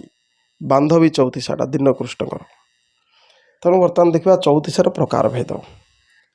ପ୍ରାଚୀନ ସାହିତ୍ୟରେ ଅନେକ ଚଉତିଶା ବେଶ ଲୋକପ୍ରିୟତା ହାସଲ କରିଥିଲା। ସେଥିମଧ୍ୟରୁ କଳସା ଚଉତିଶା, କୋଇଲି ଚଉତିଶା, କଳା କଳେବର ଚଉତିଶା, ମନବୋଧ ଚଉତିଶା ଏସବୁ ଅନ୍ୟତମ। ଅଧ୍ୟାପକ ବଂଶୀଧର ମହାନ୍ତି ଚଉତିଶାକୁ 8 ଭାଗରେ ବ୍ୟକ୍ତ କରିଛନ୍ତି। ଯଥା ଗୋଟିଏ ହେଲା ସନ୍ଦେଶମୂଳକ ଚଉତିଶା, ସଂସ୍କୃତ ସାହିତ୍ୟରେ କୋକିଳ ଦୂତ, ହଂସ ଦୂତ, ମେଘଦୂତ ଭଳି ଓଡ଼ିଆ ସାହିତ୍ୟରେ ମଧ୍ୟ ଦୂତ ବା ସନ୍ଦେଶ କାବ୍ୟ ରଚନା ହୋଇଛି। ଚଉତିଶା ଉପରେ ମଧ୍ୟ ଏହି ଦୂତ କାବ୍ୟର ପ୍ରଭାବ ପଡ଼ିଥିଲା। ଏହାର ପ୍ରଭାବରେ ବହୁ ଓଡ଼ିଆ କବି ସନ୍ଦେଶମୂଳକ ଚଉତିଶା ରଚନା କରିଥିଲେ। ସେଥିମଧ୍ୟରୁ କୋଇଲି ଚଉତିଶା, କାଦମ୍ବିନୀ ଚଉତିଶା, ଚିଟାଉ ଚଉତିଶା ଏସବୁ ହେଉଛି ଅନ୍ୟତମ। ସେହିପରି ଦ୍ୱିତୀୟ ପ୍ରକାର ହେଲା ଜଣାଣ ବା ସ୍ତୁତିମୂଳକ ଚଉତିଶା। ଶହ ଶହ ଜଣାଣ ବା ସ୍ତୁତିମୂଳକ ଚଉତିଶା ଓଡ଼ିଆ ସାହିତ୍ୟରେ ରହିଛି। ଇଷ୍ଟ ଦେବତାଙ୍କୁ ସ୍ତୁତି କରି ଏହି ଚଉତିଶା ସବୁ ରଚିତ ହୋଇଥାଏ। ଜଗବନ୍ଧୁ ଜଣାଣ, କବି ସୂର୍ଯ୍ୟଙ୍କ ସର୍ପ ଜଣାଣ, ଦୀନକୃଷ୍ଣଙ୍କ ଆର୍ତ୍ତତ୍ରାଣ ଚଉତିଶା ହେଉଛି ଏହିସବୁ ଜଣାଣ ବା ସ୍ତୁତିମୂଳକ ଚଉତିଶାର ଅନ୍ତର୍ଭୁକ୍ତ। ତୃତୀୟ ପ୍ରକାର ହେଲା ମିଳନ ବା ବିରହମୂଳକ ଚଉତିଶା। ମିଳନ ବା ବିରହମୂଳକ ଚଉତିଶା। ମିଳନ ଓ ବିରହକୁ ଉପଜୀବ୍ୟ କରି ଯେଉଁ ଚଉତିଶାମାନ ରଚିତ ହୋଇଥାଏ ତାହାକୁ ମିଳନ ବା ବିରହମୂଳକ ଚଉତିଶା ବୋଲି ମଧ୍ୟ କୁହାଯାଏ। ପ୍ରାଚୀନ ଓଡ଼ିଆ ସାହିତ୍ୟରେ ଏହିଭଳି ରଚନା ଅସଂଖ୍ୟ ଦେଖାଯାଏ। ଏହିସବୁ ଚଉତିଶାରେ ସମ୍ଭୋଗ ଓ ଶୃଙ୍ଗାର ରସର ବର୍ଣ୍ଣନା ରହିଥାଏ। ପ୍ରାକ୍ ଭଞ୍ଜ ଏବଂ ଭଞ୍ଜ ସାହିତ୍ୟ ଯୁଗରେ ଏଭଳି ଅସଂଖ୍ୟ ଚଉତିଶାମାନ ରଚିତ ହୋଇଥିଲା। ସୁଦର୍ଶନ ପଟ୍ଟନାୟକଙ୍କ ରାଧାକୃଷ୍ଣ ମିଳନ ଚଉତିଶା, କେଶବଙ୍କ ରାଧା ବିରହ ଚଉତିଶା, ପରମାନନ୍ଦଙ୍କ ସୀତା ବିଚ୍ଛେଦ ଚଉତିଶା, ଦୀନକୃଷ୍ଣଙ୍କ ଅନୁରାଗ ରତ୍ନାକର ଚଉତିଶା, ସଦାନନ୍ଦ କବିସୂର୍ଯ୍ୟ ବ୍ରହ୍ମାଙ୍କ ପ୍ରେମ ଚିନ୍ତାମଣି ଚଉତିଶା, ଗୋପୀନାଥଙ୍କ ମଥୁରା ବିଜେ ଚଉତିଶା, ଗୋପଜୀବନଙ୍କ କୃଷ୍ଣ ବିଚ୍ଛେଦ ଚଉତିଶା, ଗୋକୁଳ ନରେନ୍ଦ୍ରଙ୍କ କୃଷ୍ଣ ବିରହ ଚଉତିଶା ଏସବୁ ହେଉଛି ଏହି ମିଳନ ବା ବିରହମୂଳକ ଚଉତିଶା ପର୍ଯ୍ୟାୟବାଚୀ। ଚତୁର୍ଥ ପ୍ରକାର ହେଲା ବର୍ଣ୍ଣନାମୂଳକ ଚଉତିଶା। ପୌରାଣିକ କାହାଣୀ ଏବଂ ବାସ୍ତବ ଘଟଣାକୁ କେନ୍ଦ୍ର କରି ଯେଉଁ ଚଉତିଶା ରଚିତ ହୋଇଥାଏ ତାହାକୁ ବର୍ଣ୍ଣନାମୂଳକ ଚଉତିଶା ବୋଲି କହନ୍ତି। ଯେମିତିକି ନଈ ବଢ଼ି, ଭୂମିକମ୍ପ ବା ବିଭିନ୍ନ ହତ୍ୟାକାଣ୍ଡକୁ ନେଇ ମଧ୍ୟ ସବୁ ଚଉତିଶା ରଚନା ହୋଇଛି। ଶିଶୁ ଶ୍ୟାମଙ୍କ ରଚିତ କୁସୁମିତ କୁଞ୍ଜ ଚଉତିଶା, ନରସିଂହ ସେଣଙ୍କ ରଚିତ କୁସୁମ ସମୟ କାଳେ, ଦନାଇ ବା ଦନାର୍ଦ୍ଦନ ଦାସଙ୍କ କାଳିଅ ଦଳନ ଚଉତିଶା ଏବଂ ଦ୍ୱିଜ ଶ୍ରୀଧରଙ୍କର ଗୁଣ୍ଡିଚା ବିଜେ ଚଉତିଶା ଏସବୁ ହେଉଛି ପ୍ରଧାନ। ସେପରି ଆଳଙ୍କାରିକ ଚଉତିଶା। ଭଞ୍ଜଯୁଗୀୟ ସାହିତ୍ୟରେ ବିଭିନ୍ନ ପରୀକ୍ଷା ନିରୀକ୍ଷା ଦେଖିବାକୁ ମିଳେ। ଚଉତିଶା ସାହିତ୍ୟରେ କବିମାନେ ଅଳଙ୍କାରର ପ୍ରୟୋଗ କରିଥିଲେ, ଯାହା ଚଉତିଶାକୁ ଅଧିକ ଭାବମୟ ଓ ହୃଦୟସ୍ପର୍ଶୀ କରି ଗଢ଼ି ତୋଳିଥିଲା। ଏହି ଧରଣର ଚଉତିଶାକୁ ଆଳଙ୍କାରିକ ଚଉତିଶା କୁହାଯାଏ। ନାରାୟଣଙ୍କ ଚଉତିଶା ମାଳା, ଲୋକନାଥ ଦାସଙ୍କ ଛନ୍ଦ ଶ୍ଳେଷ ଯମକ ଚିନ୍ତାମଣି ଓ ଉପେନ୍ଦ୍ର ଭଞ୍ଜଙ୍କ ଯମକ ରାଜ ଚଉତିଶା ଏହିସବୁ ପର୍ଯ୍ୟାୟଭୁକ୍ତ ଅଟେ। କୁଞ୍ଜ ବନେ କଳାନିଧି କଳାନିଧି କଳାଶ୍ରୀ ହରି, କହନ୍ତି ସକଳ କଳକଣ୍ଠ ପାଶେ କଳକଣ୍ଠେ ପ୍ରୀତି ସୁମରି, କୋକିଳ କି କରୁଥିବ ରାମାମଣି, କୁସୁମ ସାୟକ ସାୟକ ସାୟକ ସାୟକ ବିନ୍ଦୁଥିବ ଟାଣି। ଏଇଟା ହେଉଛି ଯମକ ରାଜ ଚଉତିଶା ଉପେନ୍ଦ୍ର ଭଞ୍ଜଙ୍କ ରଚିତ। ଷଷ୍ଠ ପ୍ରକାର ହେଲା ଶୋକ ବା ବିଳାପମୂଳକ ଚଉତିଶା। ବିଚ୍ଛେଦ କିମ୍ବା ବିୟୋଗକୁ କେନ୍ଦ୍ର କରି ଯେଉଁ ଚଉତିଶା ରଚିତ ହୋଇଥାଏ ତାହାକୁ ଶୋକ ବା ବିଳାପମୂଳକ ଚଉତିଶା ବୋଲି କୁହାଯାଏ। ଏହି ଚଉତିଶା ଗୁଡ଼ିକ କରୁଣ ରସ ପ୍ରଧାନ। ବିଶେଷ କରି ରାମ ଓ କୃଷ୍ଣଙ୍କୁ ଉପଜୀବ୍ୟ କରି ଏହି ଚଉତିଶା ଅଧିକ ରଚିତ ହୋଇଥିବା ଦେଖିବାକୁ ମିଳିଥାଏ। କବି ରଘୁନାଥଙ୍କ କୌଶଲ୍ୟା ବିଳାପ ଚଉତିଶା, ହରିମାତଙ୍କ କାନ୍ଦି କହେ ନନ୍ଦରାଣୀ ଏବଂ ମୁକୁନ୍ଦଙ୍କର କରେ କୋଦଣ୍ଡ ଚଉତିଶା ଏସବୁ ହେଉଛି ଶୋକ ବା ବିଳାପମୂଳକ ଚଉତିଶାର ପର୍ଯ୍ୟାୟଭୁକ୍ତ।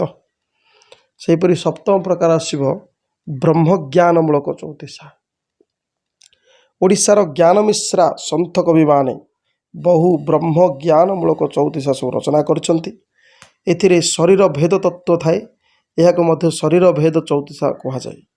ଶିଶୁ ଭେଦ ଚଉତିଶା, ଦ୍ୱାରିକା ଦାସଙ୍କ ବାଳ ବୋଲି ଚଉତିଶା ଓ ମରୁଆ ଫୁଲ ଚଉତିଶା, ଜଗନ୍ନାଥ ଦାସଙ୍କ କମଳ ଦେଶର ଚଉତିଶା, ହରିଦାସଙ୍କ ଗୋପୀଜ୍ଞାନ ଚଉତିଶା, ନନ୍ଦ ଅରକ୍ଷିତଙ୍କର ରସବ୍ରହ୍ମ ଚଉତିଶା ଏବଂ ପରଶୁରାମ ଦାସଙ୍କର କହୁଅଛି ମୁଁ ଯେ ମନକୁ ଏସବୁ ହେଉଛି ଶରୀର ଭେଦ କଥା ରହିଥିବା ଚଉତିଶା। ଶେଷ ପ୍ରକାର ଚଉତିଶା ଅଷ୍ଟମ ପ୍ରକାରର ବୈରାଗ୍ୟମୂଳକ ଚଉତିଶା। ନଶ୍ୱରତା ଓ ବୈରାଗ୍ୟ ନେଇ ପ୍ରାଚୀନ ଓଡ଼ିଆ ସାହିତ୍ୟରେ ଅନେକ ଛୋଟ ବଡ଼ କବିତା ଓ ଚଉତିଶା ରଚିତ ହୋଇଛି। ଏହି ପ୍ରକାର ଚଉତିଶା ଗୁଡ଼ିକ ମଧ୍ୟରେ ଭକ୍ତଚରଣ ଦାସଙ୍କର ମନବୋଧ ଚଉତିଶା ପ୍ରଧାନ ଅଟେ। ସେହିପରି ହରିଦାସଙ୍କର କହିଲି ମୋତେ ନ ବୁଝିଲୁ ମନ, ଏହା ମଧ୍ୟ ଏହି ପର୍ଯ୍ୟାୟଭୁକ୍ତ। ଉଦାହରଣ ହେଲା କହଇ ମନ ଆରେ ମୋବୋଲ କର, କଳାଶ୍ରୀ ମୁଖ ବାରେ ଦେଖି ବା ଚାଲରେ, କେତେ ଦିନରୁ ମନ ବାନ୍ଧିଅଛୁ ଆଣ୍ଟ, କି ଘେନି ଯିବୁ ତୋର ଛୁଟିଲେ ଘଟରେ। ଇଏ ହେଉଛି ମନବୋଧ ଚଉତିଶା ଭକ୍ତଚରଣ ଦାସଙ୍କ। ଇଏ ହେଉଛି ବୈରାଗ୍ୟମୂଳକ ଚଉତିଶାର ଉଦାହରଣ। ତେଣୁ ଉପରୋକ୍ତ ପ୍ରକାରର ଚଉତିଶା ରଚନା ସହିତ ପ୍ରାଚୀନ ଓଡ଼ିଆ ଗଣିତ ଶାସ୍ତ୍ରରେ ଅନେକ ସୁନ୍ଦର ସୁନ୍ଦର ଗଣିତ ସୂତ୍ର, ଜ୍ୟୋତିଷ ଶାସ୍ତ୍ରରେ ବିଭିନ୍ନ ଗଣନା ସମ୍ବନ୍ଧୀୟ ବର୍ଣ୍ଣନା, କାମଶାସ୍ତ୍ର, ବୈଦ୍ୟଶାସ୍ତ୍ର ଅନେକ ବିଷୟକୁ ଲୋକପ୍ରିୟ କରିବା ପାଇଁ ମଧ୍ୟ ଚଉତିଶା ମାଧ୍ୟମରେ କବିତା ରଚନା କରାଯାଇଅଛି। ଅନ୍ୟ କେତେକ କ୍ଷେତ୍ରରେ ଶାଶୁ ବୋହୂ ଛଟା ଓ ଉପଦେଶମୂଳକ ଅନେକ ରଚନା ଚଉତିଶାରେ ସବୁ ଦେଖିବାକୁ ମିଳେ। ପ୍ରାଚୀନ ଓ ଓଡ଼ିଆ ଗୀତି କବିତାରେ ଚଉତିଶା ଶ୍ରେଷ୍ଠ ସ୍ଥାନ ହାସଲ କରିଛି। ଏହାପରେ ଆଉ ଗୋଟିଏ ପ୍ରଶ୍ନ ହେଲା, ସାରଳା ମହାଭାରତର ମୌଳିକତାକୁ ଆଲୋଚନା କର। ସାରଳା ଭାରତରେ କ'ଣ ସବୁ ମୌଳିକତା ରହିଛି? ଇଏ ମଧ୍ୟ ଏକ ଦୀର୍ଘ ଉତ୍ତରମୂଳକ ପ୍ରଶ୍ନ, ଯାହାର ଉତ୍ତର ଆସିବ 15 ନମ୍ବର। ସାରଳା ମହାଭାରତର ମୌଳିକତା ଆଲୋଚନା କର।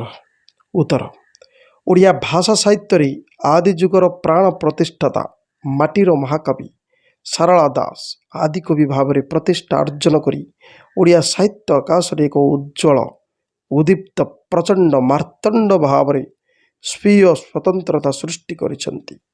ଓଡ଼ିଆ ଜାତିର ଚିରନମସ୍ୟ ତଥା ମହାମନୀଷୀ ମହାକବି ସାରଳା ଦାସ ଉତ୍କଳୀୟ ଭକ୍ତି ପରମ୍ପରାକୁ ଉଜ୍ଜୀବିତ ରଖିବା ନିମିତ୍ତ ମହାଭାରତ ଭଳି ମହାନ ପବିତ୍ର ଗ୍ରନ୍ଥର ପରିକଳ୍ପନା କଲେ। ବିଶ୍ୱ ସାହିତ୍ୟ ଦରବାରରେ ଓଡ଼ିଆ ଭାଷାକୁ ସ୍ୱତନ୍ତ୍ର ଭାବରେ ଚିହ୍ନାଇ ଗୌରବ ମଣ୍ଡିତ କରିବା ନିମନ୍ତେ କବି ଯେଉଁ କୃଚ୍ଛ ସାଧନାକୁ ବରିନେଲେ, ତାହା ବାସ୍ତବିକ ତାଙ୍କୁ ଓଡ଼ିଆ ଭାଷା ଓ ସାହିତ୍ୟର ଜନକ ରୂପେ ଯଶ, ଗୌରବ ଓ ପ୍ରତିଷ୍ଠା ଆଣିଦେଇଛି। ଆଲୋଚନା କରିବା ସାରଳା ମହାଭାରତରେ ମୌଳିକତା। କବି ସାରଳା ଦାସଙ୍କ ମହାଭାରତ ସାହିତ୍ୟ କୃତିଟି ଚିରଭାସ୍ୱର ଅଟେ।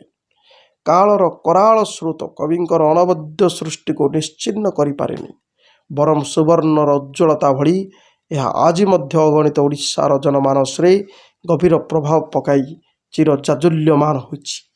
ସାରଳାଙ୍କ ମହାଭାରତ ଏକ ସାର୍ଥକ ମୌଳିକ କୃତି। ଏହା ସଂସ୍କୃତ ମହାଭାରତର ଅନୁବାଦ ନୁହେଁ। ସାରଳା ମହାଭାରତର କେତେକ ସ୍ପଷ୍ଟ ପ୍ରମାଣରୁ ଓଡ଼ିଆ ମହାଭାରତ ଗ୍ରନ୍ଥକୁ କପିଳେନ୍ଦ୍ର ଦେବଙ୍କ ରାଜତ୍ୱ କାଳରେ ରଚନା କରାଯାଇଥିବା ଗ୍ରହଣ କରାଯାଏ। ଏହାର ଏକ ଉଦାହରଣ ପ୍ରଦାନ କରାଗଲା। ଯେପରିକି ସାରଳା ଦାସ ମହାଭାରତରେ ଲେଖିଛନ୍ତି, କବି କାଳ ଧ୍ୱଂସିଣ ଭୋଗେଣ କୋଟି ପୂଜା, ପ୍ରଲମ୍ବିତେ ଖଟଇ କପିଳେଶ୍ୱର ମହାରାଜା।